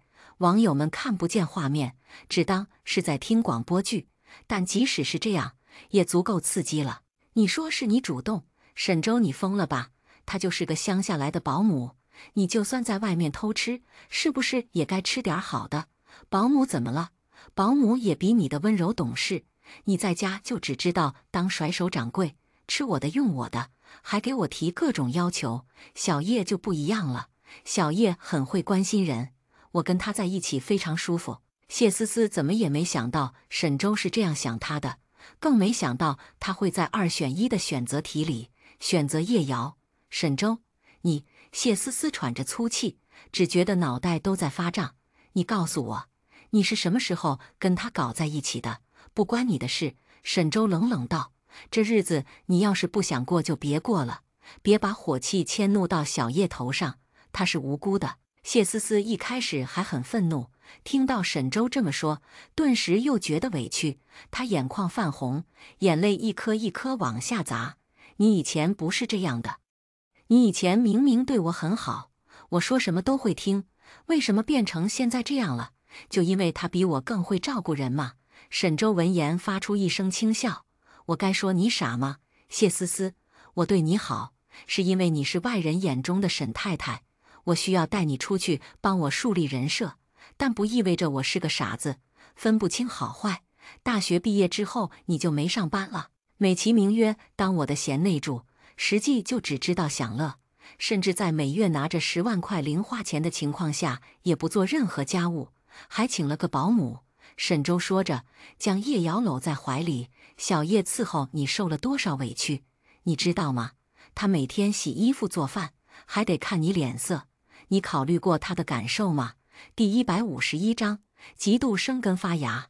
网友们被沈周的说法雷得外焦里嫩。那个小叶不是保姆，保姆拿钱办事没什么问题吧？狗男人出轨的借口而已。山珍海味吃腻了，路边摊也吃得津津有味，也不能完全怪渣男吧？小奶猫每天在家啥也不干，还不提供情绪价值，渣男去外面偷吃也不奇怪。楼上认真的，要不是看了眼日历，我还以为回到大清了。对原配不满意就离婚啊？吃着碗里看着锅里算怎么回事？就小奶猫那种金丝雀，渣男真跟他离婚，他也不会同意吧？谢思思哑然失笑。她就是个保姆，我每月给她开1万块，这么多钱，他在乡下能赚1年。而且我怎么让他受委屈了？他干的不都是保姆该干的活？最多就是有一次我凌晨想吃草莓了，让他出去给我买一趟。沈周现在看谢思思哪哪都是错，他轻吃，那可是寒冬腊月，外面下了很大的雪，你就非吃那一口破草莓。小叶给你把草莓买回来的时候，不小心把腿都摔破了。叶瑶拽了拽沈周的胳膊，沈哥，你就别说思思姐了，都是我的错。叶瑶眼角滴泪，我见犹怜的样子，饶是任何男人看了都会心疼。小叶，这不是你的错，你不用跟他道歉。沈周心疼坏了，轻轻捏他的肩膀。看到这一幕，谢思思只觉得面前的男人无比陌生。大学时两人相处的场景，就像是在别人身上发生的。他看着沈周，像在看一个陌生人。其实这些年，他不是没想过沈周会出轨，毕竟那些有钱人在外面偷吃再正常不过了。只是他没想到，自己打出去的子弹竟然绕了一个圈，又打回到自己身上。想着，谢思思不禁笑了出来。见女人忽然笑了，沈周和叶瑶都觉得有点瘆人，尤其是叶瑶。谢思思交代他的事他没办成，他怕谢思思报复。好了，小叶，你先出去。沈周把叶瑶往外推，谢思思抢先一步冲到门口，将浴室门反锁。谢思思，你这是干什么？沈周恼了，他连衣服都没穿，谢思思就把他堵在这。谢思思用后背抵着门，问沈周：“你觉得他爱你吗？”沈周一愣，不明白谢思思葫芦里卖的什么药。你问这个干什么？他爱不爱我不重要，我喜欢他就行了，真的不重要。谢思思笑得嘲讽，哪怕他只是把你当提款机，换任何一个人，男人都可以，也不重要。沈周皱眉，小叶不是那样的人，你怎么知道他不是？谢思思步步紧逼，如果我有证据证明他就是那样的人，你会后悔吗？事到如今，沈周根本不想听谢思思说这些，只当他是气不过，故意挑拨他和叶瑶的关系。思思姐，我知道你很生气，我也知道是我不对，但我对沈哥是真心的。叶瑶藏在沈周身后，声音弱弱的。其实我很早就喜欢沈哥了，但我知道自己不配，所以一直藏在心里。后来我看你们很恩爱，怕影响你们的关系，就主动辞职不干了。沈周心都软了，他喜欢叶瑶，就是喜欢她这副小鸟依人，没她不行的样子。谢思思冷笑：“别装了，你到底是个什么货色？我还能不知道？”思思姐，谢思思看不下去叶瑶那副装柔弱的样子，对沈周道：“实话告诉你吧，叶瑶根本不是主动辞职的，是我把她辞掉的。”沈周早猜到是这样，不禁对谢思思更加厌恶。小叶干得好好的，你辞她干什么？因为我有一个更重要的任务交给她，让她去勾引敖飞。沈周怀疑自己听错了，勾引敖飞？为什么？因为我不想输给朱婉。谢思思大吼：“朱婉是她的闺蜜，上大学的时候，她和朱婉还有沈周、敖飞都是朋友。后来她和沈周在一起了，朱婉和敖飞在一起了。她和朱婉分享着各自的感情生活，有时候受委屈了，还会替对方出头。4个人的关系十分紧密。直到大学毕业，沈周和敖飞一起创业。敖飞脑子聪明，事业越做越大。从一开始需要沈周帮衬，到后面变成沈周需要他帮衬，可以说沈周的公司能发展成现在这样，有敖飞一大半功劳。一开始谢思思还是很感激敖飞和朱婉的，但随着年纪的增长，圈层一步步提高，他开始生出攀比心，看着朱婉比他出入更高端的场合，住比他家更大的别墅，开更好的车，他心里很不是滋味。明明大学的时候他们起步是一样的，他和朱婉可以一起去商场买打折的裙子，一起吃泡面攒钱看演唱会，一起穷游。但现在好像一切都变了，他看到朱婉的时候不再觉得放松，脑子里始终有一个声音告诉他，他和朱婉之间有差距。让他彻底崩溃的事发生在半年前。朱婉拿到京城4大家族举办晚宴的入场券，带着他一起参加。当晚到会场的时候，他心里已经有点不舒服了，因为那些人看到朱婉会热情地打招呼，却没几个人认识他。不过他那个时候还在忍，真正的导火索是一张照片。当天一些豪门贵妇凑到一起拍照，他和朱婉也过去了。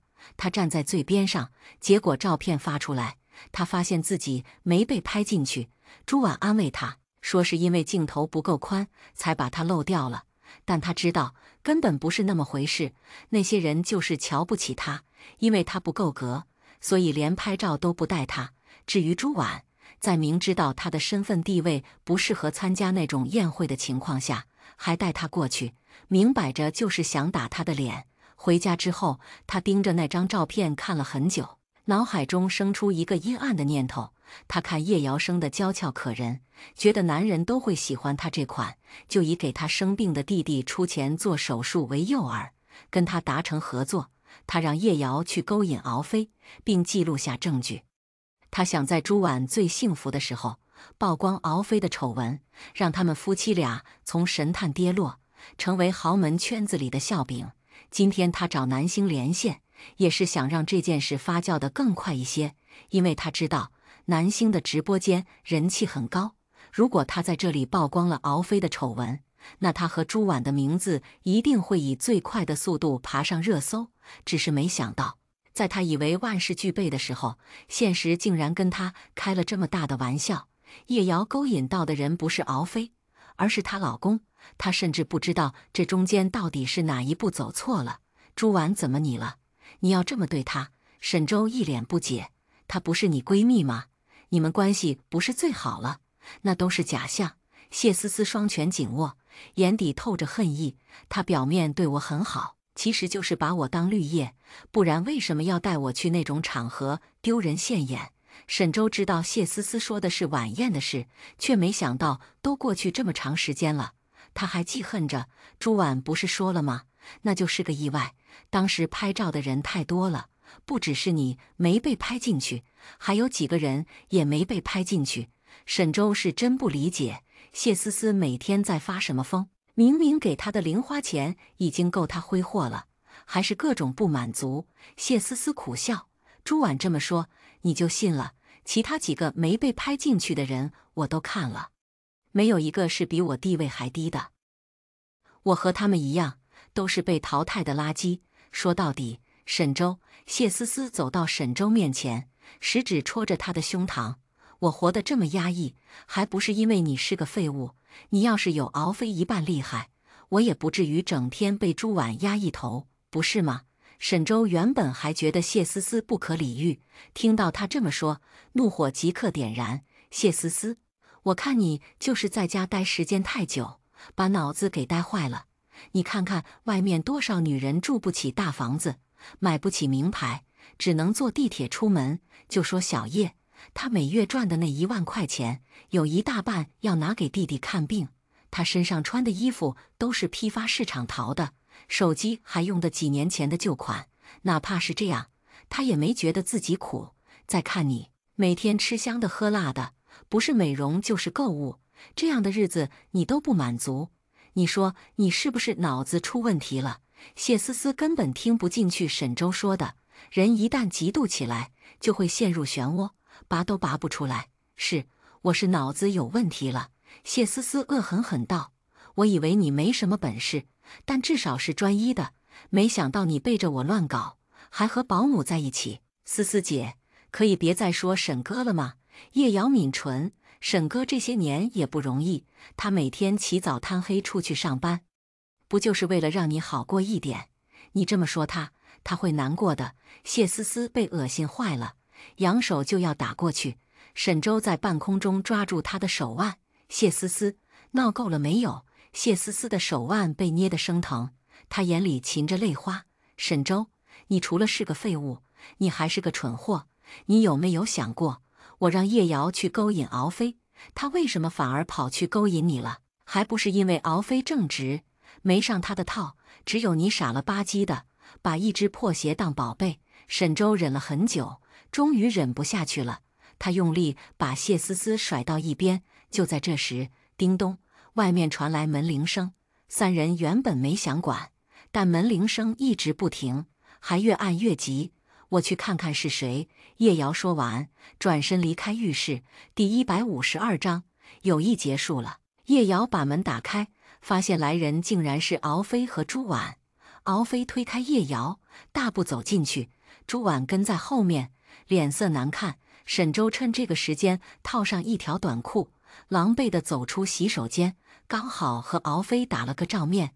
敖飞二话不说，抡起拳头就对着沈周的脸来了一拳。沈周倒在地上，一脸震惊：“敖飞，你干什么？”敖飞活动着手腕：“你在外面不三不四，我揍你一拳有问题吗？”沈周捂着红肿的脸：“你误会了，这件事不是你想的那样，什么都不用说了。”敖飞拿起手机，手机上播放的正是南星的直播。谢思思脸色煞白，他不是把直播关了吗？这两个人怎么还找过来了？谢思思返回浴室，果然发现随手扔在盥洗台上的手机还在直播，根本没关掉。一颗心瞬间坠入谷底。既然直播没关，那他刚才说的那些话，朱婉岂不是都听见了？谢思思赶紧把直播断了。这下网友们连广播剧都没得听了。怎么没了？我还想看热闹呢！我要看，我要看，有没有人住红星小区呀？偷偷溜进去行不？众人正抗议着，又一个人申请连线。南星接通后，发现画面里的场景还是叶瑶家，而且这次镜头直接立在一个隐蔽的角落，完完全全把大家都拍进去了。这个角度是那个保姆，我靠，保姆反水了呀！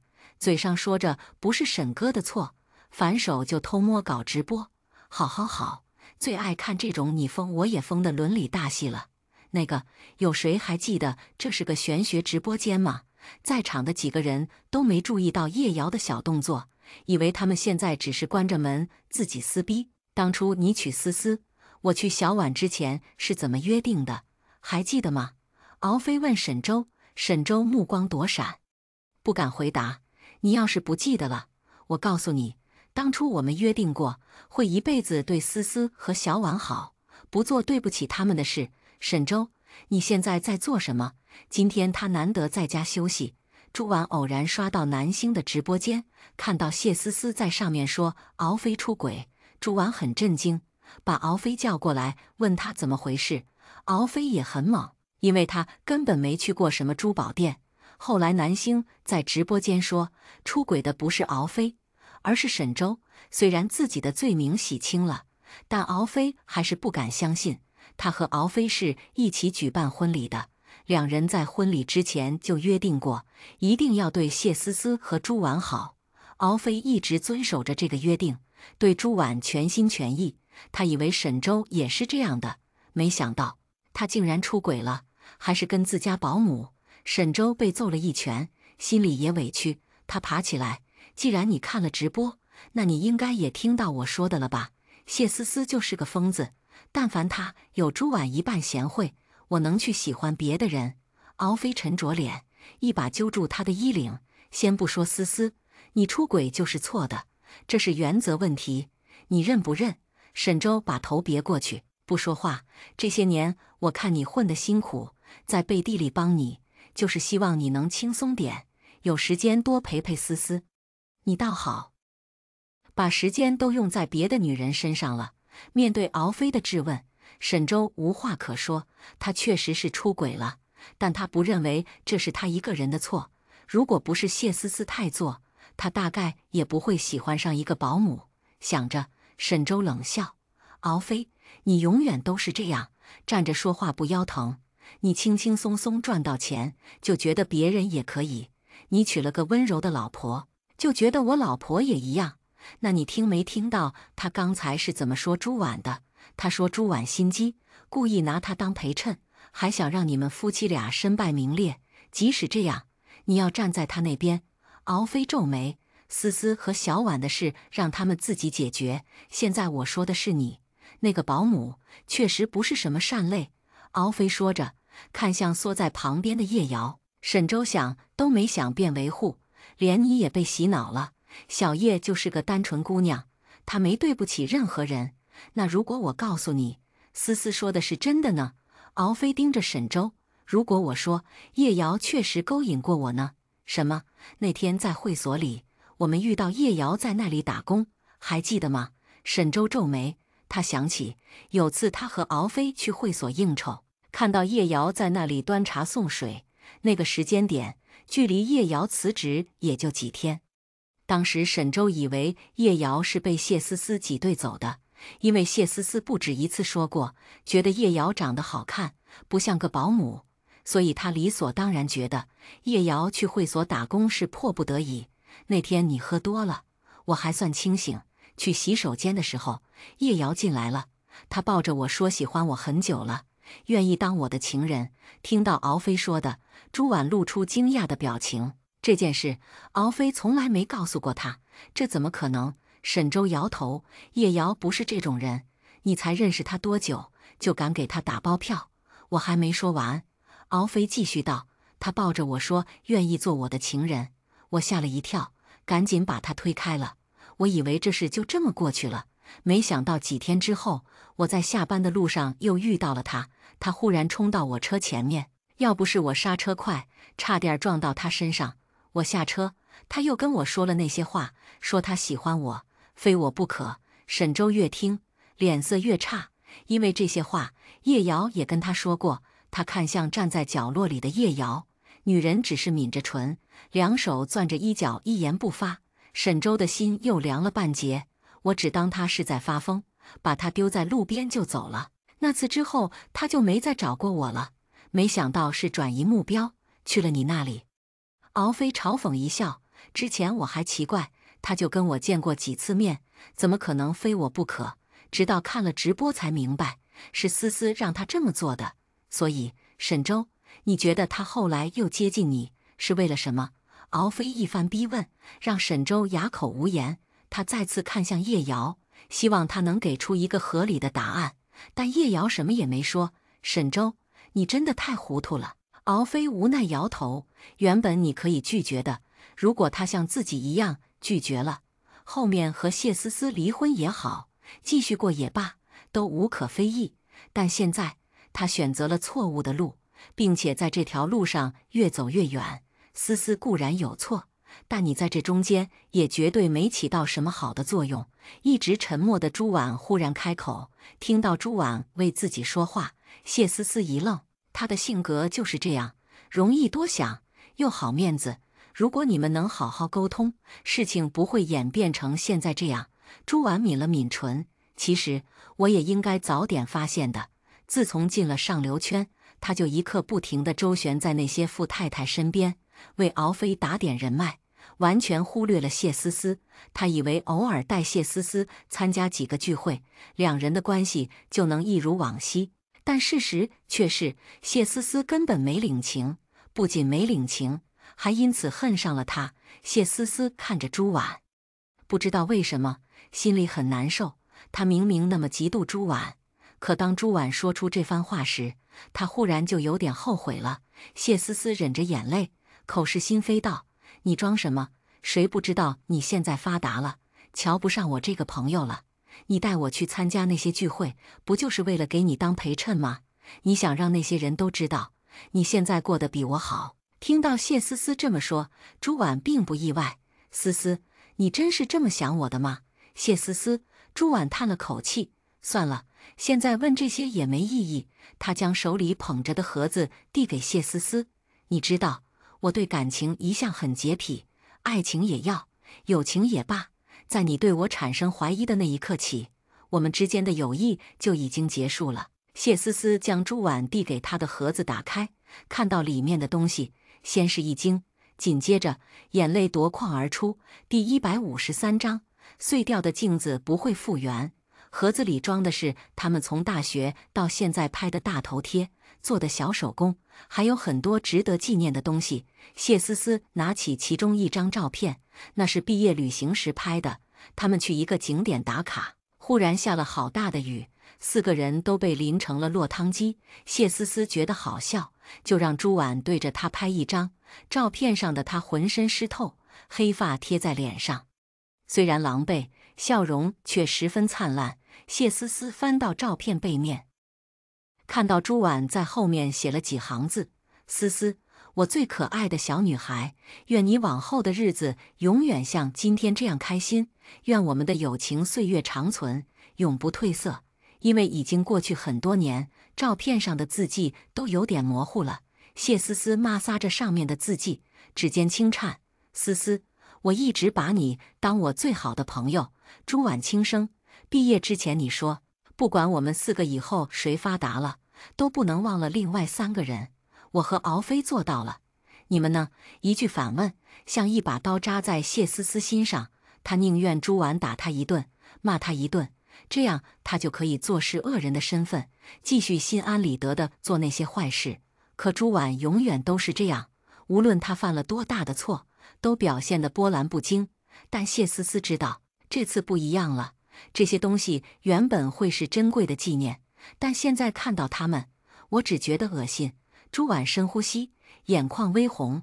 婉婉，谢思思一手抱着盒子，一手去抓朱婉的手臂。对不起，我也不想害你和敖飞的。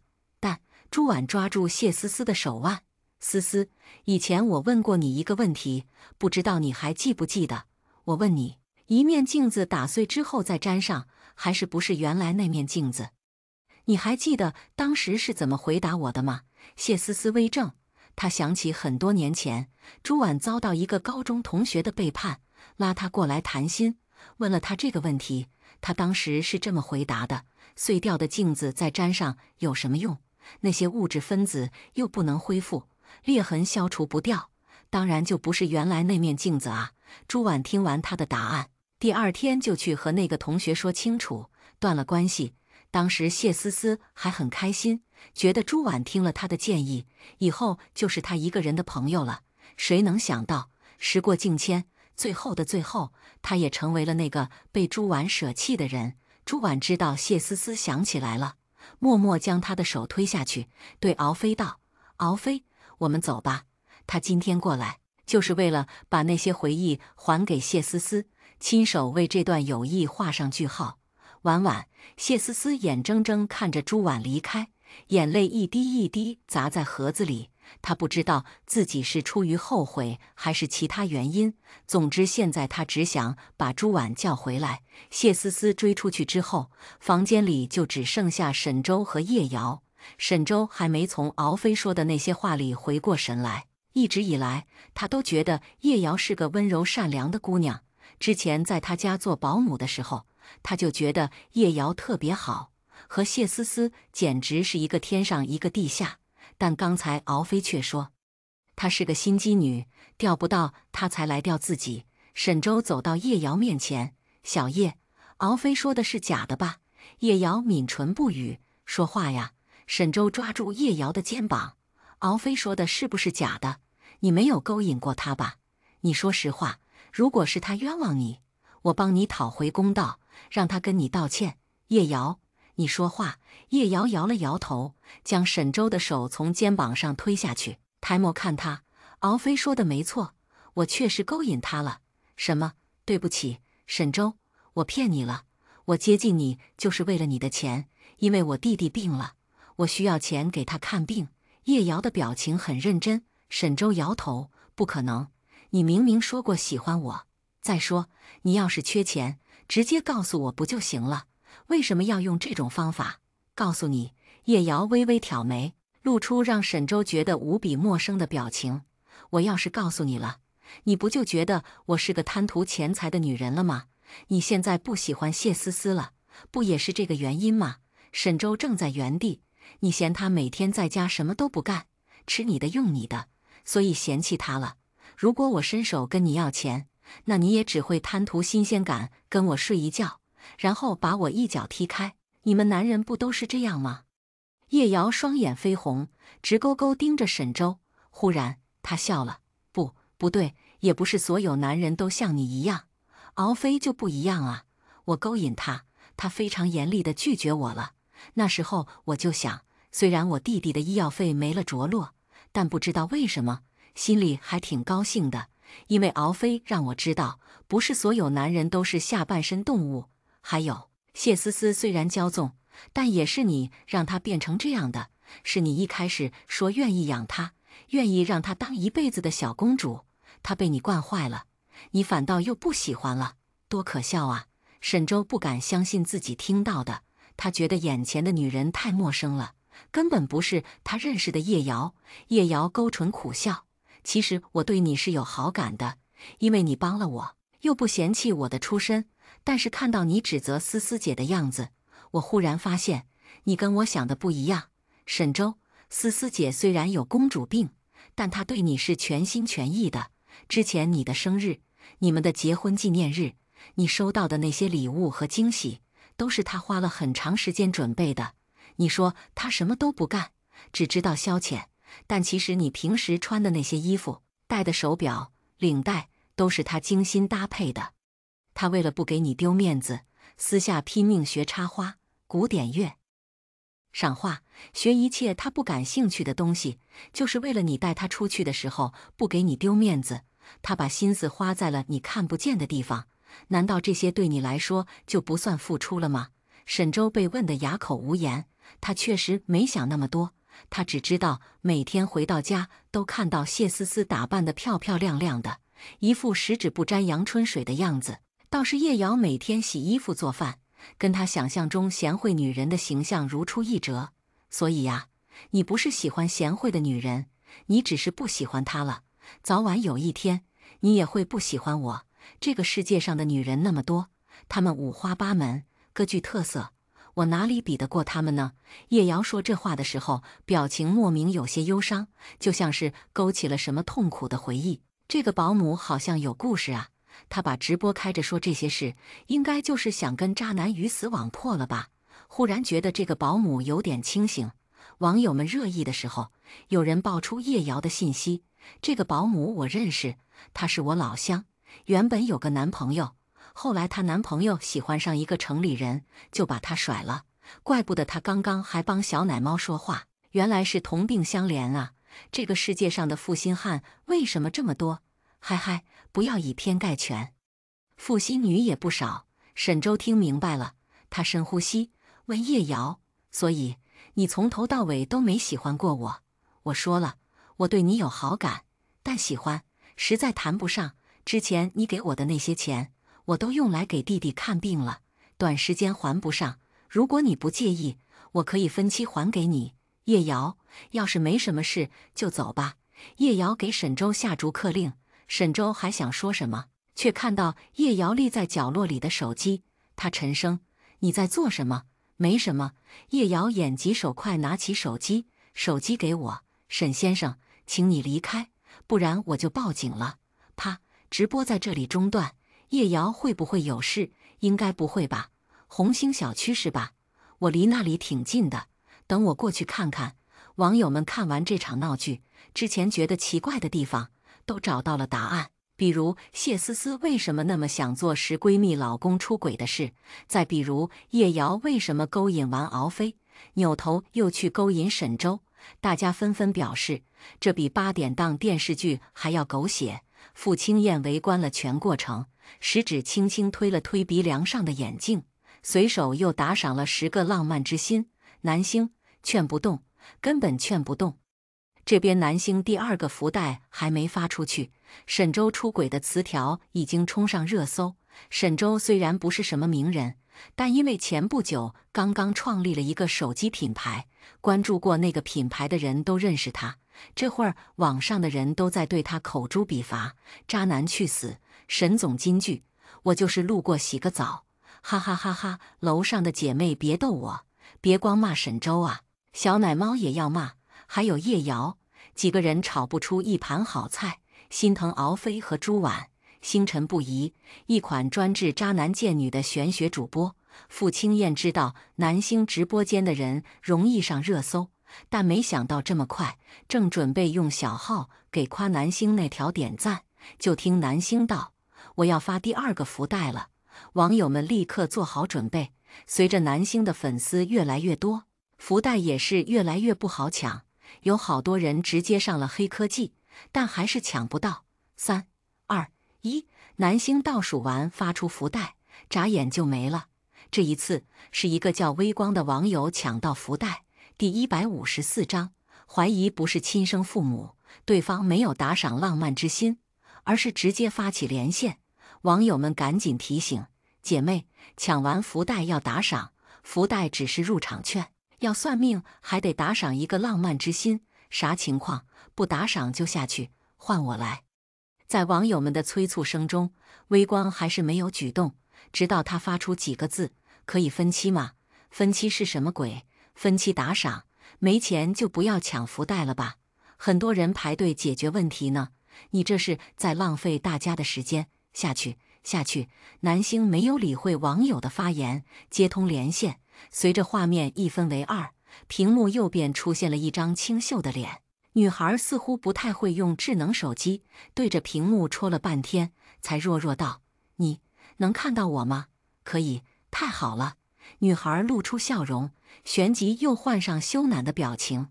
我知道让你算命要花钱，但我还是个学生，实在没那么多钱，所以问能不能分期，怕男星拒绝。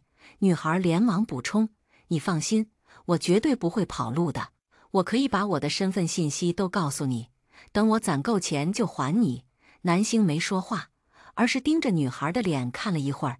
就在大家以为男星要切断连线时，可以，他道：“如果是别人，我可能会考虑一下，但你的话没问题。为什么？是因为微光是学生吗？学生就可以分期？那下次我也说我是学生。我说主播别太离谱，你这样的话，以后大家算命是不是还要自备学生证啊？”一个浪漫之心对土豪来说不算什么，但对普通的工薪阶级，那也是要咬咬牙才能打赏的。大家都觉得男星不应该区别对待。男星没有理会网友们的吐槽，问女孩：“你有什么要问的？”女孩环顾四周，确定没人才道：“姐姐，我怀疑我不是我爸妈亲生的。”为什么这么说？因为他们对我很不好，不是很不好。女孩皱了皱眉，表情有些难过。男星等他往下说：“我是家里的老大，下面还有2个弟弟和1个妹妹。小时候爸妈总跟我说，我是老大，要照顾弟弟妹妹，我也一直记着这点。但是我发现他们越来越过分了。一开始他们只是把脏活累活都给我干，还让我边读书边打零工。我想着弟弟妹妹们还小，我这个当姐姐的多做点也没什么。但是几个月前发生了一件事，让我彻底不明白他们是怎么想的了。”女孩低垂着眼眸，眼神黯淡。我从小到大的愿望就是学天文，今年报考了京城科技大学。为了实现这个梦想，我非常努力，成绩也一直在分数线之上。但是不知道为什么，高考之后我没有收到录取通知书，我以为是自己考砸了，难过了好长时间。爸爸妈妈也安慰我，考不上京城的大学还可以留在本地。可就在前不久，我发现了这个。女孩拿出一张皱巴巴的单子，上面赫然写着录取通知书几个字。原来我早就被录取了，是他们把我的录取通知书藏起来，让我没能按时报到。我去质问他们为什么藏我的通知书，他们说是家里钱不够用，交不起我的学费。可我明明可以自己打工的呀。说到伤心处，女孩吸了吸鼻子，脸上写满委屈。我为了考上那所大学，每天天不亮就起来读书，还要打零工赚钱，而且我都考上了，他们凭什么剥夺我上学的权利？天哪，这是什么父母啊？这个妹妹太可怜了吧！妹妹别难过，这次没报到成，还可以复读。你学习成绩那么好，考上理想大学是早晚的事。你们看他家的环境，条件确实不好，真拿不出钱也没办法吧？拿不出钱还生那么多孩子，脑子有泡。你们说的这些我都懂，我就是不明白，他们为什么这么对我？一开始我以为自己是女孩，他们喜欢男孩才区别对待的，后来发现不是这样的。他们生了妹妹之后，对妹妹非常好，给她买娃娃，买漂亮的小裙子，但是那些我都没有。我问他们为什么，他们说因为我长大了，大孩子不需要那些，但妹妹还小，要多宠着点。其实我不在乎他们是不是对妹妹更好，我只是想去京城上大学而已。姐姐，我今天来找你，就是想问问我到底是不是他们亲生的？为什么他们要这么对我？”看着女孩忧伤的表情，南星目光暗了暗。他知道女孩说的只是冰山一角，他大概也是怕父母看到直播，所以说得很委婉，没有把他们更恶劣的一面曝光出来。南星正要给出答案，女孩的房门忽然被一脚踹开。谭欢，我让你烧的晚饭呢？我们都回来了，灶台怎么还是冷的？说话的是一个中年男人，张口就是一通指责。谭欢下意识想关掉直播，却听到南星轻声说了一句：“别关。”谭欢指尖一颤，鬼使神差地将手里放到一边，镜头刚好照到横眉冷对的中年男人：“你弟弟妹妹们还那么小，饿坏了怎么办？快去烧饭。”要是换作平时，谭欢肯定去了，但今天他鼓起勇气道：“为什么都让我做？你们不是出去玩了吗？为什么不在外面吃？”男人一怔，没想到谭欢会这么说，他蹙眉：“你怎么回事？还学会顶嘴了？平时家里的饭不都是你做吗？”“是啊，平时都是我做，所以我少做一顿怎么了呢？”谭欢心里委屈的不行，他觉得自己已经很懂事了，但他的懂事根本没有换来父母的理解，他们还是一味的压榨他，让他做不想做的事。“你今天到底怎么了？”男人走到谭欢面前，见他把两只手藏在身后，冷声问：“你手里拿的什么？”谭欢不说话，男人伸手去抢。谭欢只是个刚成年的女孩，哪里是男人的对手？通知书很快就被男人抢了过去。“这东西你还留着？”看到谭欢藏的是录取通知书，男人火冒三丈：“都过去多长时间了，你还不死心？学天文是我的梦想，我为什么要死心？”谭欢忍不住反驳：“我只是想去京城上学而已，没钱我可以打工，为什么你们连在这点愿望都不愿意满足我？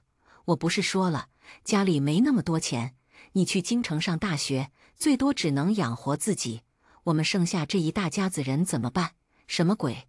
他自己没手没脚吗？看着是个健全人啊，怎么说出来的话这么离谱？主播能不能抱我上麦？我要喷死他！各位稍安勿躁，以我对这个直播间的了解，事情多半会有反转，也许谭欢才是那个坏人呢。生活不是处处有反转啊，兄弟，一个小姑娘能坏到哪去？别太荒唐，你和我妈不是在工作吗？你们赚钱养弟弟妹妹不就好了？”谭欢借着勇气还在，把憋在心里的话都说了出来：“是你们选择生那么多孩子，为什么让我来承担后果？妹妹说得好，最受不了无脑狂生的，养不起就别生了，生了就自己养，凭什么总是最大的那个孩子倒霉？他家可能是生产队的，这夫妻俩晚上就不能干点别的吗？比如看看书什么的。”网友们很快就和谭欢共情了，就连傅青燕都忍不住在评论区发了个呕吐的表情，因为傅青燕的 ID 是高亮，网友们都看见了。看看，把我山金哥都恶心吐了。跑个题，忽然觉得山金哥有点可爱，是怎么回事？楼上的死心吧？山金哥是星星的。男人被谭欢问得愣了2秒，脸上像调色盘一样姹紫嫣红。就在网友们以为他又要说出什么歪理邪说来恶心人时，男人忽然抡起拳头，狠狠砸在谭欢脸上。这一拳来得太突然，网友们甚至都没反应过来。等大家回过神来的时候，发现谭欢已经倒在地上，没动静了。起来，男人踢了踢他的身子，别装死。谭欢一动不动，许是房间里的动静太大。谭欢的母亲赶了过来。女人入境的时候，怀里还抱着最小的女儿。第155章，兄弟的脸在水上飘着。小女儿看到倒在地上的谭欢，啊了一声，吓得窝在女人怀里哭了起来。哎呀，你这是做什么？女人蹙眉，欢欢是个女孩啊，哪经得住你这么打？谁让她出言不逊？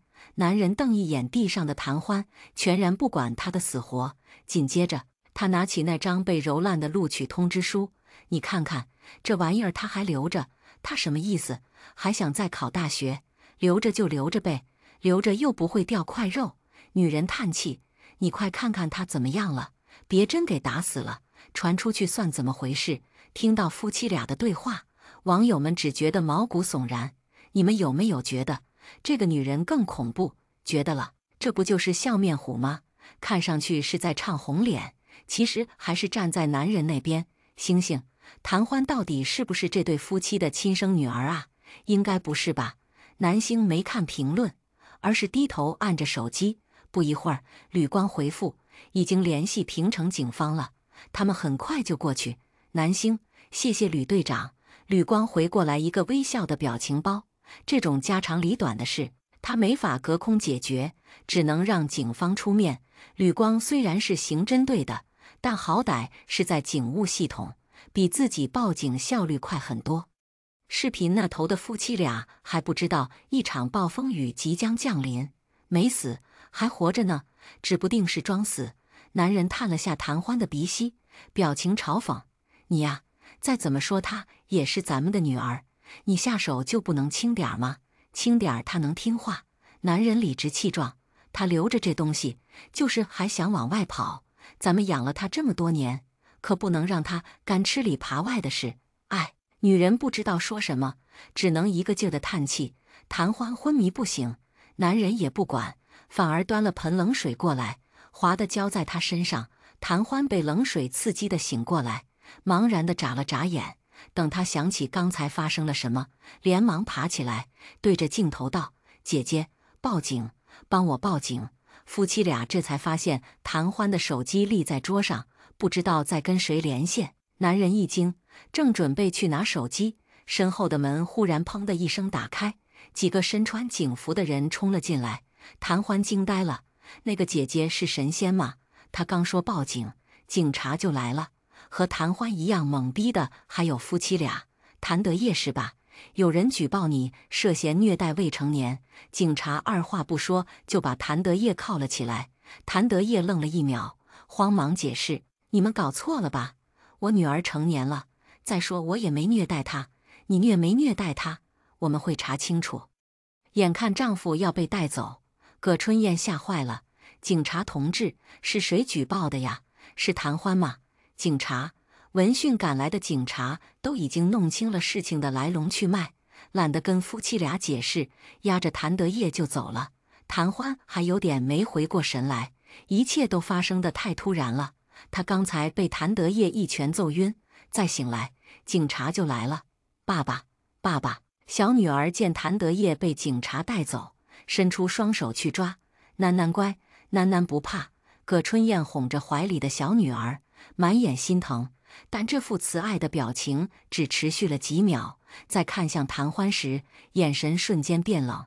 他把小女儿放到地上，走到谭欢面前，抬手就要甩他巴掌，却在空中被警察抓住。“你干什么？”葛春燕用力挣扎。“警察同志，你放开我！我要教育这个忘恩负义的白眼狼。她不是你女儿吗？”“是啊，正因为她是我女儿，我才要教育她。”葛春燕胸口起伏。“我们养她这么多年，她不感恩就算了，还报警抓走她爸，这不是忘恩负义是什么？不是她报的警。”警察冷声：“还有，你先别发疯，你也得跟我们去警局。”“什么？我们怀疑谭欢不是你们的亲生女儿？”葛春燕听到这个消息，眼中闪过不可思议：“怎么会？他们怎么会知道这些的？”警察把谭德业和葛春燕都带上警车，然后委派一个女警来到谭欢身边：“小姑娘别怕，我们刚才收到京城警方那边发来的消息，怀疑你出生时被报错了，你愿意跟我们去做一下 DNA 吗？”谭欢原本只是抱着试试看的念头连线了南星，想知道爸爸妈妈为什么区别对待她，没想到她竟然真的不是他们的女儿。“你要是不愿意，我们也尊重你的决定。”女警见他没反应，以为他不能接受这个事实。“我愿意。”谭欢连忙道：“只是警察姐姐，我的亲生父母，他们是什么样的人？”他已经害怕了，怕再遇到像谭德业和葛春燕这样的父母，哪怕是有血缘关系的，他也不敢抱太大希望。等你见到他们就知道了。女警故意卖了个关子，见女警没直说，谭欢也没接着问。他想，不管他的亲生父母是做什么的，是穷人也好，富人也罢，只要他们愿意接受他，支持他的理想，他就心满意足了。谭欢临走之前拿上了手机，他坐到警车上，问南星：“姐姐，是你报的警吗？”南星没有否认，嗯了一声：“谢谢姐姐。”谭欢眼含热泪：“我只是抱着试试看的念头连线了你，没想到他们真的不是我亲生父母。不过我想过了，不管我的亲生父母是什么样的人，应该都不会比他们对我更差了吧？”看着谭欢殷切的目光，南星隐隐有些心疼。他道：“放心，你的亲生父母很好。”“真的吗？”谭欢眼中有光闪烁。“他们会支持我的梦想吗？”“会的。”谭欢很激动，再次向南星道谢：“姐姐，我欠你的礼物，过几个月攒够钱就还给你。网友们都看着的，我绝对不会跑。”南星一点都不怀疑谭欢说的，因为他已经掐算到，谭欢马上就会变得很有钱，根本不需要攒几个月就能把打赏的钱还上。“姐姐，我先去警局了，等我见到亲生父母再联系你。”“好。”视频切断后，网友们还在骂谭德业：“那男人就是个畜生啊，不是亲生的就下死手，他老婆也是畜生，自己区别对待，还骂谭欢是白眼狼。”万能的网友们没有认识这对夫妻的吗？谭欢到底是什么情况啊？和之前的人口贩卖案有关吗？一般来说，乡下都是买儿子居多，很多女孩生出去就被卖了，很少有买女儿回去的。警察不是说报错了吗？估计那对夫妻的孩子现在正在别人家吧。哎，又是报错孩子，医院监管都这么差劲吗？你也不看看他们是什么地方的，那种小城市的医院很多都没什么监管可言。南星看了眼时间，道：“时间不早了，我再发最后一个福袋就下播了。”此话一出，网友们叫苦不迭，每次都只发这么几个，根本抢不到啊！星星也要休息的吗？难道你想让他熬夜？道士的作息好像都很准时。南星喝了口水，发出最后一个福袋。这次抢到的是一个叫国服韩信的网友。国服韩信发完福袋，视频接通，画面右边出现一个男人的脸。男人看上去20来岁，穿着白色运动服，看背景是在一个河边。“大师你好。”男人眼神闪烁，脸色惨白：“我刚刚遇到怪事了，想起你的直播间，就赶紧进来抢了个福袋。”“不是吧？他在户外都能抢到福袋，这让用无线网的我像个小丑。而且他还不是准点蹲守，是忽然想起来才来直播间的，这是什么逆天的好运啊！加一条，这是最后一个福袋，被他抢到了。别说了，别说了，扎心。”男人没心情跟网友们调侃，咽了咽口水，道：“大师，我遇到特别邪门的事，就是刚刚我在夜钓的时候，忽然在河面上看到了我兄弟的脸。你们别说我看错了，没有，我看得很清楚，那就是我兄弟的脸。那张脸就飘在河面上，还对我笑，特么的把我吓死了。哥，你别说了，我一个人在家，我也害怕。比起这种灵异事件，我更爱看家庭伦理剧，起码不吓人。我就不一样了，我爱看吓人的。这不是玄学直播间吗？让妖魔鬼怪来得更猛烈些吧。”网友们都被男人的形容吓得够呛，毕竟大晚上的，河面上飘着张脸，还是自己兄弟的，搁谁不心梗？“大师，我就想问问，那到底是什么玩意儿？是鬼吗？”一阵阴风吹过，男人搓了搓胳膊上的鸡皮疙瘩：“不是鬼。”南星道：“不是，那是什么？是你兄弟。”男人刚想问南星是不是在开玩笑，镜头外面就传来一道声音：“阿金，钓上来了吗？”第156章被夺舍了。名叫阿金的男人打了个哆嗦，慌忙道：“没，莫呢。”紧接着将手机立到旁边，镜头对准波光粼粼的河面，暂时看不到两个人了。“那你倒是钓啊！”怎么还看上手机了？男人坐到阿金旁边，递给他一瓶水，谢谢。阿金接过水，硬着头皮喝了2口。又过了一会儿，他对男人道：“我去趟厕所，你先帮我调会儿。”好。阿金拿起手机，快步往远处走，等跟男人拉开一段距离，才心惊胆战地看向镜头。大师，刚才说什么？河里的脸是我兄弟。对，那刚才跟我说话的是谁呀？阿金脸都绿了。我今天是跟我兄弟华子一起来夜钓的，我俩都钓半天了。刚才我说我渴了，华子去帮我买水，我趁这个时间跟你连线，就是怕说出来吓着他，毕竟那是他的脸，在水里飘着，听着多晦气。南星沉默片刻，道：“那个人不是你兄弟。”阿金，南星说完，已经有胆小的人默默退出直播间，就连傅青燕都觉得后背有点发凉。不是，大师，我怎么没听懂？他不是我兄弟，然后水里那个脸才是我兄弟。是的。见阿金一副听不懂的样子，南星放弃让他自己领悟，直言：“你兄弟被夺舍了，你看到河里的那张脸，是你兄弟在向你求助。你仔细想想，之前是不是也遇到过类似的事？”阿金抿了抿唇，是遇到过，但之前我都以为是自己眼花了。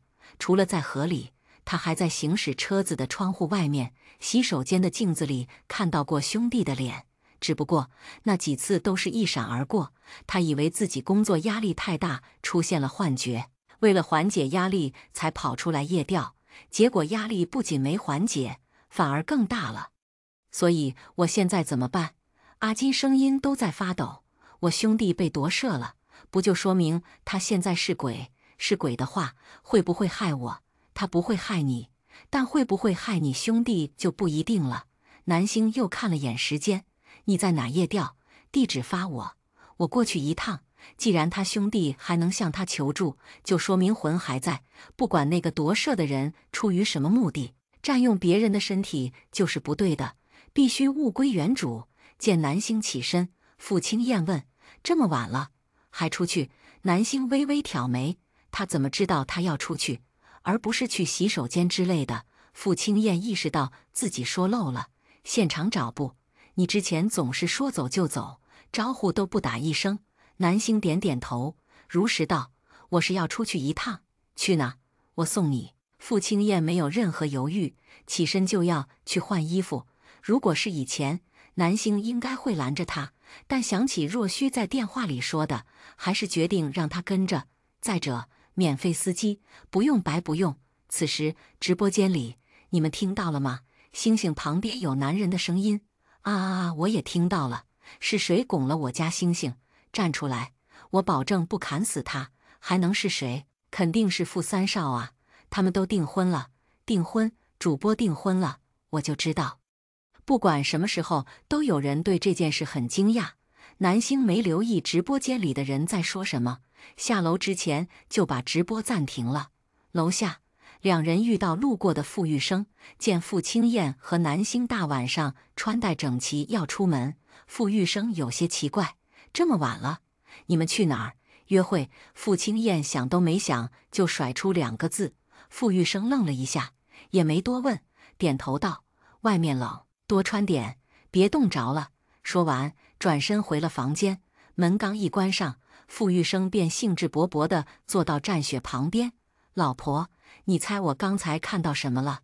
战雪正专心逛某宝，随口问：“看见什么了？”“我看见阿燕带着南星偷偷出门。”傅玉生一改在外人面前高冷的形象，表情变得十分八卦。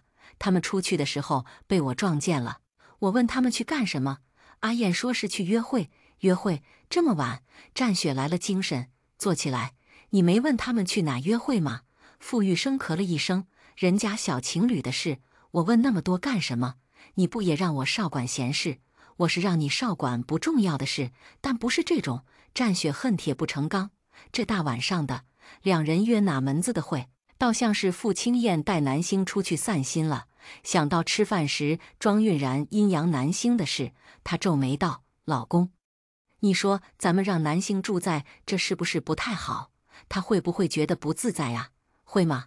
傅玉生倒是没想过这个问题，这里有佣人伺候，想要什么都有，应该不会不自在吧？要不说你们男人神经大条呢？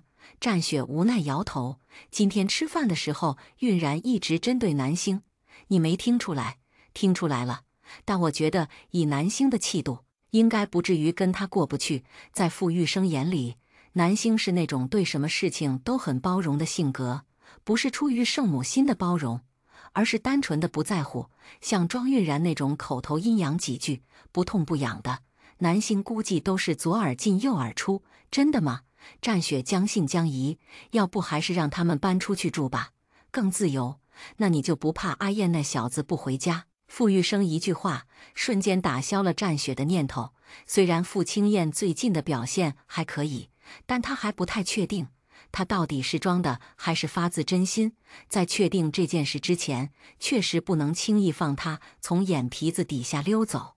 傅青燕来到车库，挑了一辆低调的车，载着南星前往阿金夜钓的那条河。河边，阿金焦急地四处张望，一想到跟他来夜钓的是被夺舍后的兄弟，就浑身发麻。那邪物如果只是夺舍就算了，偏偏还装成他兄弟的样子跟他相处，甚至比兄弟对他还热情。等了好久，阿金终于看到一辆车远远开过来。傅青燕将车子停在河边，跟南星一起下车。看到南星本人，阿金如释重负：“大师，你可算来了。你兄弟呢？还在那边钓鱼？”阿金道：“我跟他说有事，打个电话，他没怀疑，带我过去吧。”南星说着就要走。等一下，阿金叫住他：“咱们就这么过去没事吗？那东西如果是鬼，会不会伤害咱们？”没事，他修为不高。三人来到河边，男人正专心钓鱼，听到脚步声，以为阿金回来了，笑道：“大晚上给谁打电话？打这么长时间？女朋友啊？”南星走到男人身后，男人察觉到不对，刚要回头，就感觉身体被一股无形的力量控制住。这具身体用的还习惯吗？南星清冷的声音在耳畔响起。男人浑身上下的血液凝固，僵硬地问：“你在说什么？你看起来不是很擅长说谎。”南星按住男人的肩膀，凑到他耳边：“把身体还给人家，我们之间还有的商量。”男人只觉得汗毛都竖起来了，虽然他没回头，但他能感觉到身后的人有股很强的压迫感，应该是个道士。他强颜欢笑：“美女，有话好好说，你先把符纸拿下去呗。”刚才他明显感觉有张符打在身上，然后就动不了了。叫谁美女呢？傅青燕微微挑眉，借着月光打量男人：“美女也是你叫的？”南星，你继续。傅青燕看向南星：“我就想看看被夺舍的人长什么样。”男人，因为男人体内的邪物修为并不高，南星认为没什么危险，索性由着他去了。符纸是用来控制你的，拿下去你会跑。南星一本正经地陈述事实。男人欲哭无泪：“你放心，我不跑，主要我跑也没用啊。与其相信你，不如相信符纸。”见兄弟默认了夺舍的事，阿金崩溃了，一个箭步冲到他面前：“你真不是华子？”男人表情纠结，碍于南星在场，也不敢否认，只得点头：“你。”阿金感觉自己的三观都被颠覆了。你要不是华子，那你是谁？华子又去哪了？你兄弟就在你旁边。南星说完，阿金实实在在地打了个寒战。华子在他旁边，别吓他呀。傅青燕也忍不住往四周看，可惜什么都没看见。南星说，气运相连的人会在某些事上有共感，但除了家里那只黑猫，他好像就没看到过什么奇怪的东西了。那他是死了吗？阿金脸色惨白，心脏都快从嗓子眼蹦出来了。没死，南星道，他只是魂魄离体。等我把这家伙处理了，他的魂魄就可以回来了。这样吗？吓死我了。阿金松了口气，再看向男人时，满眼怨恨。他是真不明白，这人好端端的，干嘛要夺舍他兄弟的身体？老老实实做一只好鬼不行吗？正想着，南星把手机递给他，直播间的人还等着。帮忙直播一下后续。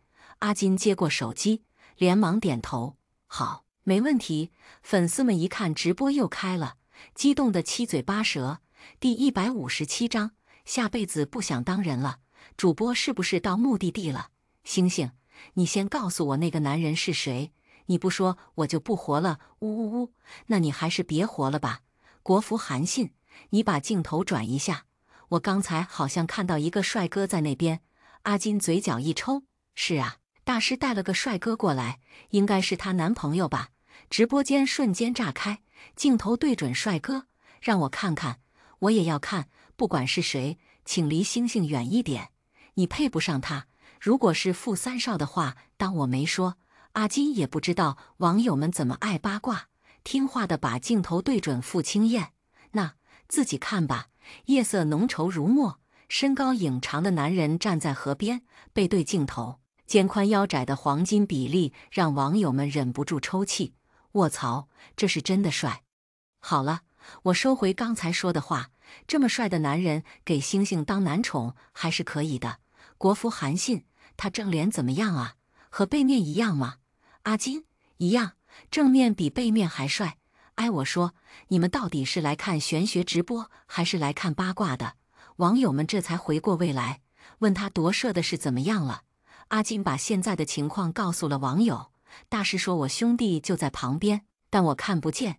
等他把邪物赶出我兄弟的身体，魂就能回去了。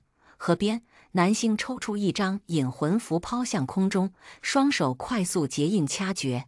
上一秒还风平浪静的河面忽然掀起涟漪，一股阴风拂过，南星竖起的长发随风起舞，衣袂翻飞不止。月光落在南星身上，勾勒出她纤细挺拔的身形。这一幕落入直播间观众眼中，不禁惊叹不已。须臾，一缕青烟钻入符纸，南星缓缓睁开双眼，再次看向男人。男人被定身符控制着动弹不得，只能苦苦哀求：“美女，别这么狠心啊！我好不容易重回人间，到底是谁狠心？”阿金怒道：“这是我兄弟的身体，你都不跟他商量一下就把他身体抢了，跟强盗有什么区别？”男人接下来的话让在场的所有人，包括直播间观众都差点喷出来。那还不是因为你对我太好了，我想离你近一点，跟你做朋。男人话没说完，南星便将悬在空中的符纸打向他的身体。男人被一股巨力冲撞，魂体瞬间脱离肉身，再回过神来，见华子本人的魂魄已经回到了他的身体里。华子只觉得一阵头晕目眩，他用力甩了甩脑袋，感觉到身体回来了，顿时喜极而泣：“呜呜呜，我回来了！呜呜呜！”阿金连忙上前：“华子，是你吗？”华子。华子盯着阿金看了几秒，紧接着朝他呸了一口：“阿金，你个废物！我跟你求助了那么多次，你都视而不见，真是气死我了！”华子忍不住一通输出：“你看不见我就算了，还跟抢我身体的家伙一起跑出来钓鱼，等等等等。”阿金打断他：“这也不能怪我吧？我怎么知道那个不是你啊？他装得挺像的。我要不是今天在河里看到你的脸了，也不会联系玄学主播问这个事。”阿金的解释并没有得到华子的认可：“咱俩都多少年的兄弟了，我什么性格你还不知道？你要是说你渴了，我根本不会去给你买水，我只会让你丫自己去。”阿金无语了，他就说他兄弟怎么忽然变那么好了，原来是被夺舍了。华子吐槽完，看向旁边的南星：“大师，谢谢你。这段时间我的灵魂在外面飘着，看着的身体回不去都快急死了，还好遇到你。”南星没说话，对着空气掐了个诀，在灵力的催动下，夺舍华子身体的邪物现出原形。待阿金看清楚邪物的长相，瞬间崩溃了：“阿金，我对你不好吗？你为什么要把我赶出去呀？”说话的是一个发福的中年大叔，身材微胖，头发稀疏。看到夺舍自己的是个大叔鬼，华子也裂开了。难怪他会想要自己的身体，毕竟跟这个大叔比起来，他的皮囊确实好很多。废话，这个身体是我朋友的，当然要物归原主了。阿金简直被大书鬼气笑了。可是你朋友对你又不好，大书鬼还在挣扎。他刚才都说了，你让他去买水，他都不会去。他对你这么差，干嘛还要跟他当朋友？因为阿金哽住，因为他是人啊，华子，除了是人，我跟他也认识好多年了。他虽然平时经常挤兑我，但还是很仗义的。有次我要做个小手术，急需用钱，他二话不说就打过来了。我也可以呀，阿金，我也可以给你打钱，求求你做我的朋友吧。这大叔什么情况？喜欢男人？忽然有点心疼阿金，被男人喜欢就算了，那个男人还是个大叔，是大叔就算了，还是个鬼。完了，有点想磕。姐妹你真是饿了呀，这都磕得下去。南星冷冷看向大叔鬼，你是鬼，他是人，他给不了你机会，就算他是人我也给不了啊。阿金欲哭无泪，他这是做的什么孽，竟然被一只大叔鬼盯上，怎么就给不了呢？大叔鬼不甘心，原本我用着你兄弟的身体还挺适应的，你也没发现不对。华子忍不住道，你用着我的身体是挺舒坦，那我呢？我怎么办？大叔鬼有点心虚，你当然是和我一样，在外面游荡，你也知道我只能在外面游荡。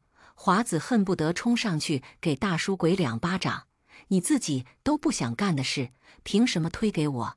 己所不欲，勿施于人，没听过吗？大叔鬼目光躲闪，似乎也觉得不占理。他当然知道夺舍是不对的，但阿金长得实在是太像那个人了。如果不是因为这个，华子的身体对他来说其实也没那么大吸引力。大师，快把他超度了吧，实在太恶心人了。阿金受不了了，他是个钢铁直男，听不得这些。阿金，你真的要这么对我吗？大叔鬼耷拉着肩膀，眼看就要哭出来。你变了，你以前明明不是这样的。南星微微挑眉，他以前是什么样的？大叔鬼抬起头，眼睛里闪着泪光。他以前对我很好，隔3差5就帮我打扫房间，送吃送喝。众人闻言皆是一愣，连阿金本人都一脸茫然。他什么时候给这大叔打扫房间、送吃送喝了？他都不认识他呀。见阿金表情茫然，大叔鬼也觉得委屈。阿金，你真不记得了吗？看着大叔鬼凄凄惨惨的样子，华子都有点怀疑了。你小子不会是背着我去搞 gay 了吧？阿金，听听，这说的是人话吗？你他妈！阿金忍不住爆粗口，我根本不认识他。再说我就算搞 gay 也不能找他这样的吧？鬼大叔 QAQ， 那是怎么回事？人家都说你给他打扫屋子、送吃送喝了。阿金张了张嘴，不知道怎么解释。就在这时，南星对鬼大叔道，他只是打扫了一下你的牌位，又给你放了些贡品，不要把话说得这么引人遐想。贡品、牌位。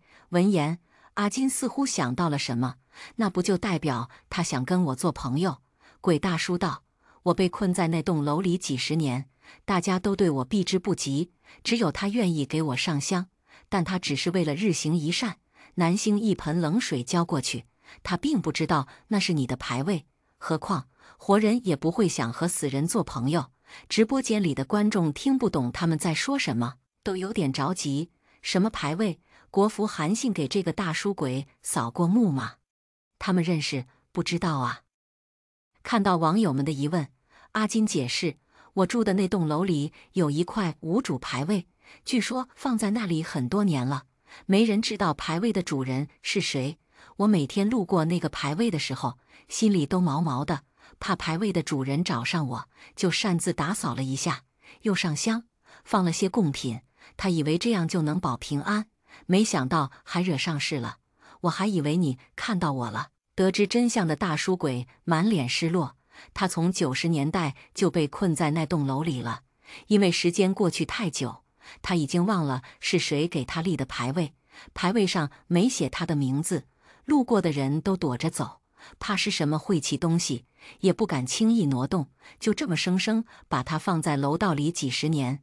随着牌位前面的灰尘和蜘蛛网越积越多，他的魂体也越来越浑浊。他每天坐在楼道里，期盼着有人能帮他打扫一下牌位。终于有一天，那个好心人出现了。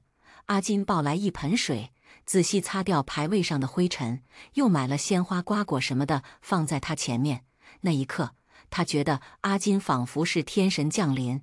其实，如果只是这样，他倒也不会动夺舍的心思。实在是阿金长得太像他记忆里那个人了，这让他生出了一个不切实际的念头。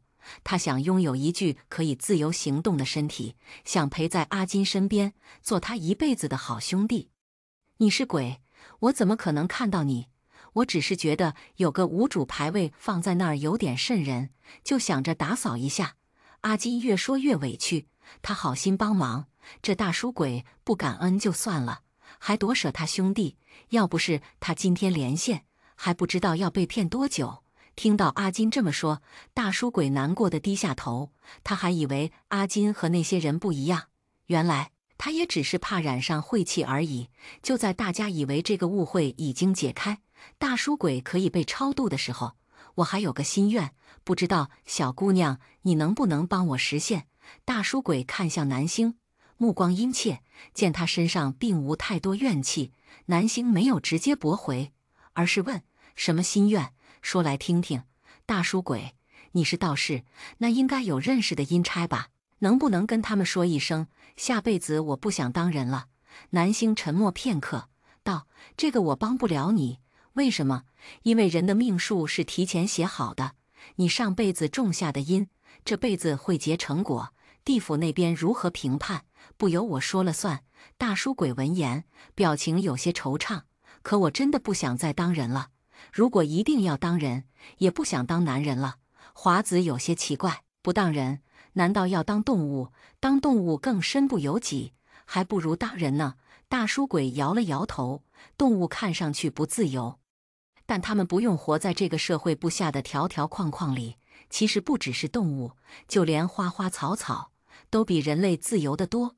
看到大叔鬼这个样子，网友们有些感慨，大叔看上去也是个有故事的人呐。朋友们，刚才我查了一下无主牌位的事，网上说10年前有灵媒去过那里，爆出牌位主人生前是一名银行职员，但因为同性恋的身份不堪重负，选择自杀了。随着网友们的热议，大叔鬼真正的身份也逐渐浮出水面。大叔鬼叹了口气，这辈子我吃的苦已经够多了，如果可以，真的不想再体验一遍。作为同性恋，他被人扔臭鸡蛋、烂番茄，被人指着鼻子骂恶心、变态，这些他都能忍，唯一不能忍的就是喜欢的人跟他一起承受痛苦。夺舍华子的这段时间，他了解到当今社会对同性恋包容了许多，但绝大多数人仍然深陷舆论困扰。大家嘴上说着不在意，实际上还是会戴着有色眼镜看待这个群体。听到大叔鬼这么说，南星微微皱眉，没有告诉他真相。他通过掐算得知，大叔鬼下辈子还会做人，而且是个男人，并且会和当年那个跟他被迫分开的人再续前缘。对了，小姑娘，大叔鬼顿了顿，我想知道当年我自杀后，我的男朋友，他过得怎么样？你能算到吗？如果他现在还活着，应该也是个七老八十的老头了。南星刚要开口，身后便传来一道脚步声，众人循声回头，只见一个中年女人搀扶着一个老人朝这边走来。第158章，开车技术这么差。大叔鬼眯眼看向那人蹒跚的脚步，不知道为什么觉得有点眼熟。随着两人越走越近，阿金睁大双眼：表姑、表爷爷，你们怎么来了？老人没回答，径自走到大叔鬼面前，沉默片刻，颤声问：志远，是你吗？几乎是在老人叫出他名字的一瞬间，大叔鬼便认出他的身份。云天。大叔鬼睁大双眼，仔细端详老人那张沧桑的脸，男人比他印象中老了很多。如果不是那双眼睛一如既往深情，他大概只会当他是一个路人。真的是你，志远。老人眼眶微红，想去抓大叔鬼的手，结果两只手在碰到他的时候，直接穿了过去。直到这时，老人才清楚地意识到，他们已经阴阳相隔。云天，原来你还活着。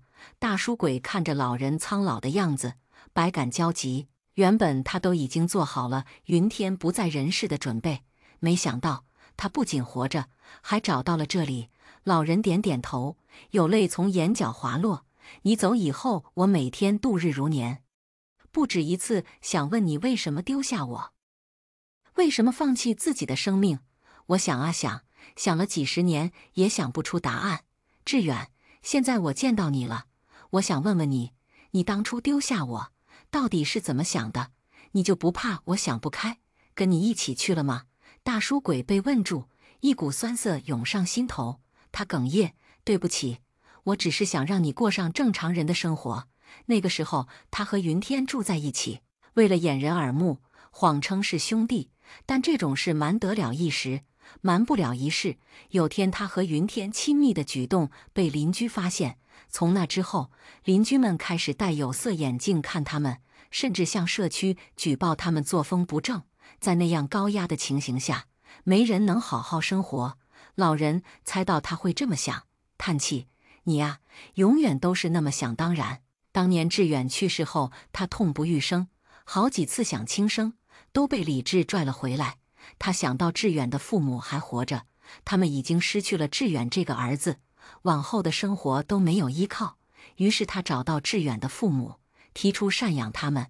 和想象中一样，志远的父母生气地把他赶了出去。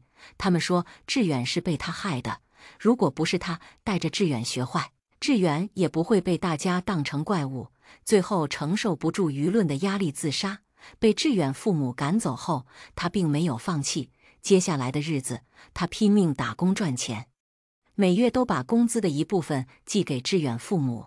他不知道那些钱志远父母是花了还是扔了。总之，他就这样默默赡养2个老人，直到100年。时光荏苒，现在的他也是个垂暮的老人了。本以为这辈子也就这样了，却没想到今天女儿在刷手机的时候，误打误撞进了南星的直播间，看到志远的魂魄，他一眼就认出来了。刚好他就住在这旁边，赶紧让女儿扶着他来到现场。大叔鬼注意到老人身边站着的中年女人，猜到那是他的女儿，强颜欢笑地问：这是你的女儿吗？长得漂亮，像你。对于云天在他离开后娶妻生子这回事，他并不意外，毕竟那个年代搞同性恋的，要么像他一样承受不了压力自杀了，要么向命运妥协回归正常生活了，很少有能单身一辈子的。然而女人接下来的话却让他万分惊讶：我是他的女儿，但不是亲生的，是被他收养的。女人道：父亲一生没有娶妻生子，没有向现实妥协。女人说这番话时，语气十分心疼。在她为数不多的童年回忆里，父亲永远都是清心寡欲的模样，好像对什么事都不感兴趣，唯独一件事例外，就是鼓捣他那些盆栽。但他不种别的，只种紫玉兰。有一次，他带着学校的同学来家里玩，同学不小心弄坏了盆栽，他大发雷霆。那是他第一次见父亲发那么大的火。也是因为这件事，同学们开始疏远他，传父亲年轻时那些乱七八糟的事，什么同性恋，什么流氓。后来他们又辗转搬了几次家，直到离开那座城市，才彻底和从前那些事划清界限。小时候的他也曾恨过父亲，觉得他和别人不一样，让他平白无故受了那么多白眼。后来长大才明白，父亲也有他的苦衷。至于那些紫玉兰，毫无疑问是那个叫志远的叔叔生前最喜欢的。大叔鬼不可思议地看着老人，既感慨又心疼。阿金完全震惊了，他这个表爷爷一辈子没娶老婆，又领养了个闺女，他是知道的，但他怎么也没想到原因竟然是……而且这个世界上怎么会有这妖巧的事？他家楼里的无主牌位，竟然是表爷爷死去多年的男朋友。难怪大叔鬼夺舍华子之后，总是用一种探究的目光看他。当时他还觉得是华子脑子出问题了。故人重逢，老人无比珍惜。他问南星：小姑娘，我可以和他多说会儿话吗？南星点点头，自觉让到一边。方才他掐算到大叔鬼和她的男朋友会再续前缘，如今看了老人的面相，发现他的阳寿果然不多了。想必在大书鬼投胎后不久，他也会跟着离开。河边，一人一鬼并肩而立，大书鬼望着波光粼粼的河边，几次想开口，都不知道说什么。也许他和老人之间的感情早已无需多言，在漫长的岁月长河里，他们在不同时空惦念着彼此。此次重逢看似偶然，实则只是因果循环罢了。也不知道下辈子我们还会不会再见面。老人负手而立，浑浊的眸子中倒映着河水的涟漪。大书鬼苦笑，还是不要见面了吧。希望下辈子的我们都能变成正常人，不要再看别人的眼色了。老人眸光微暗，如果你是这么想的，那我尊重你的决定。听出老人语气里的不满，大书鬼调侃：怎么？难道你还想再遇到我呀？我长得不好看，又懦弱，你说你图什么？哦，对了，我眼神还不好。阿金跟你长得那么像，我都没怀疑你们是亲戚，还想跟他做朋友，把那孩子吓得够呛。老人也笑，口中喃喃自语：是啊，图什么呢？外人眼中的志远长相普通，甚至可以说是不好看。身为公司小职员，也没什么钱，但在他看来，志远就是独一无二的。因为在曾经那段晦暗无比的岁月里，只有志远懂他在想什么，而他也永远记得他们初次见面时的场景。他因为偷偷涂脂抹粉，被当成变态毒打。志远挺身而出，帮他解决掉那些坏蛋，随手将早市买来的紫玉兰送给他。他说：爱美你的自由。他说：智者不争，仁者不责，善者不平，永远不要为不值得的人伤春悲秋。从那一刻起，男人变成了他此生的救赎。过了一会儿，两人回来了。大书鬼向华子道歉：小伙子，对不起，我擅自抢了你的身体，十恶不赦。到了地府，我会主动领罚的。看着比自己岁数大那么多的人，鬼向自己鞠躬。华子觉得怪怪的，连忙摆手：罢了罢了，反正我的身体已经回来了，就不追究了。他觉得这大叔也挺可怜的，估计是太想阿金的表爷爷了，才会做出如此反人类的举动。两位聊完了，南星问老人和大书鬼，大书鬼点点头：辛苦小友送我一程了。南星命令众人退后，随着超度口诀诵出，大书鬼的身体渐渐虚化，如一缕青烟飘向天际。南星再回头时，看到老人双眼泛红，拄的拐手微微颤抖。表爷爷，阿金跟老人并不是很熟，印象中鲜少看到他这个样子。老人深呼吸，向南星鞠躬：小姑娘，谢谢你了，不必客气。南星将老人搀扶起来：时间不早了，你也早点回去休息吧。老人点点头，在女儿的陪同下转身离开。阿金和华子都还有点没回过神来，他们怎么也没想到，一次夺舍竟然牵扯到祖辈的前尘往事。南星取出一张符纸递给华子：你魂魄刚刚回归肉身，还不稳定，晚上睡觉可能会有鬼压床的情况，把这张符纸带在身上，有助于睡眠。华子接过符纸：谢谢大师。阿金挠了挠头：大师，我也吓着了，不给我一张吗？南星看了他几秒，摇头：你不用。阿金八字刚毅，性格又比较大条，如若不然，也不会几次看到华子的脸没反应，还敢擅自给无主牌位上香。这样的人，天大的事睡一觉也就过去了，根本不需要什么符纸。听南星说不用，阿金也没再坚持，把手机镜头转向自己：朋友们，我把手机还回去了，辛苦大家跟着我担惊受怕了。直播间观众还意犹未尽，还有下一个福袋吗？以我对星星的了解，应该没有了。路过问一下，主播有没有粉丝群？我也是特殊群体，看完这场直播，有很多话想说。有的有的，你私聊管理员让他发给你。南星接过手机，果然如死忠粉们预料的那样，道：今天就播到这里，先下了，各位晚安。阿金和华子走后，南星和傅青燕也回到车上，近距离观摩了南星处理问题的全过程。傅青燕心中对他的钦佩又多了几分。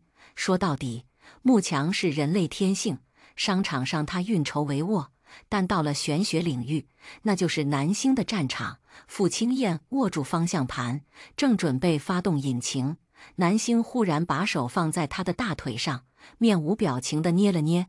傅青燕，奇怪，南星小声嘀咕，他都跟傅青燕在一起待那么长时间了，怎么气运还是不见恢复？难道若虚道长说的不对？傅青燕垂眸，见南星白皙修长的手指放在他的黑色运动裤上，色彩之间的反差碰撞，让他喉结微滚，只觉得一股电流顺着大腿一路向上。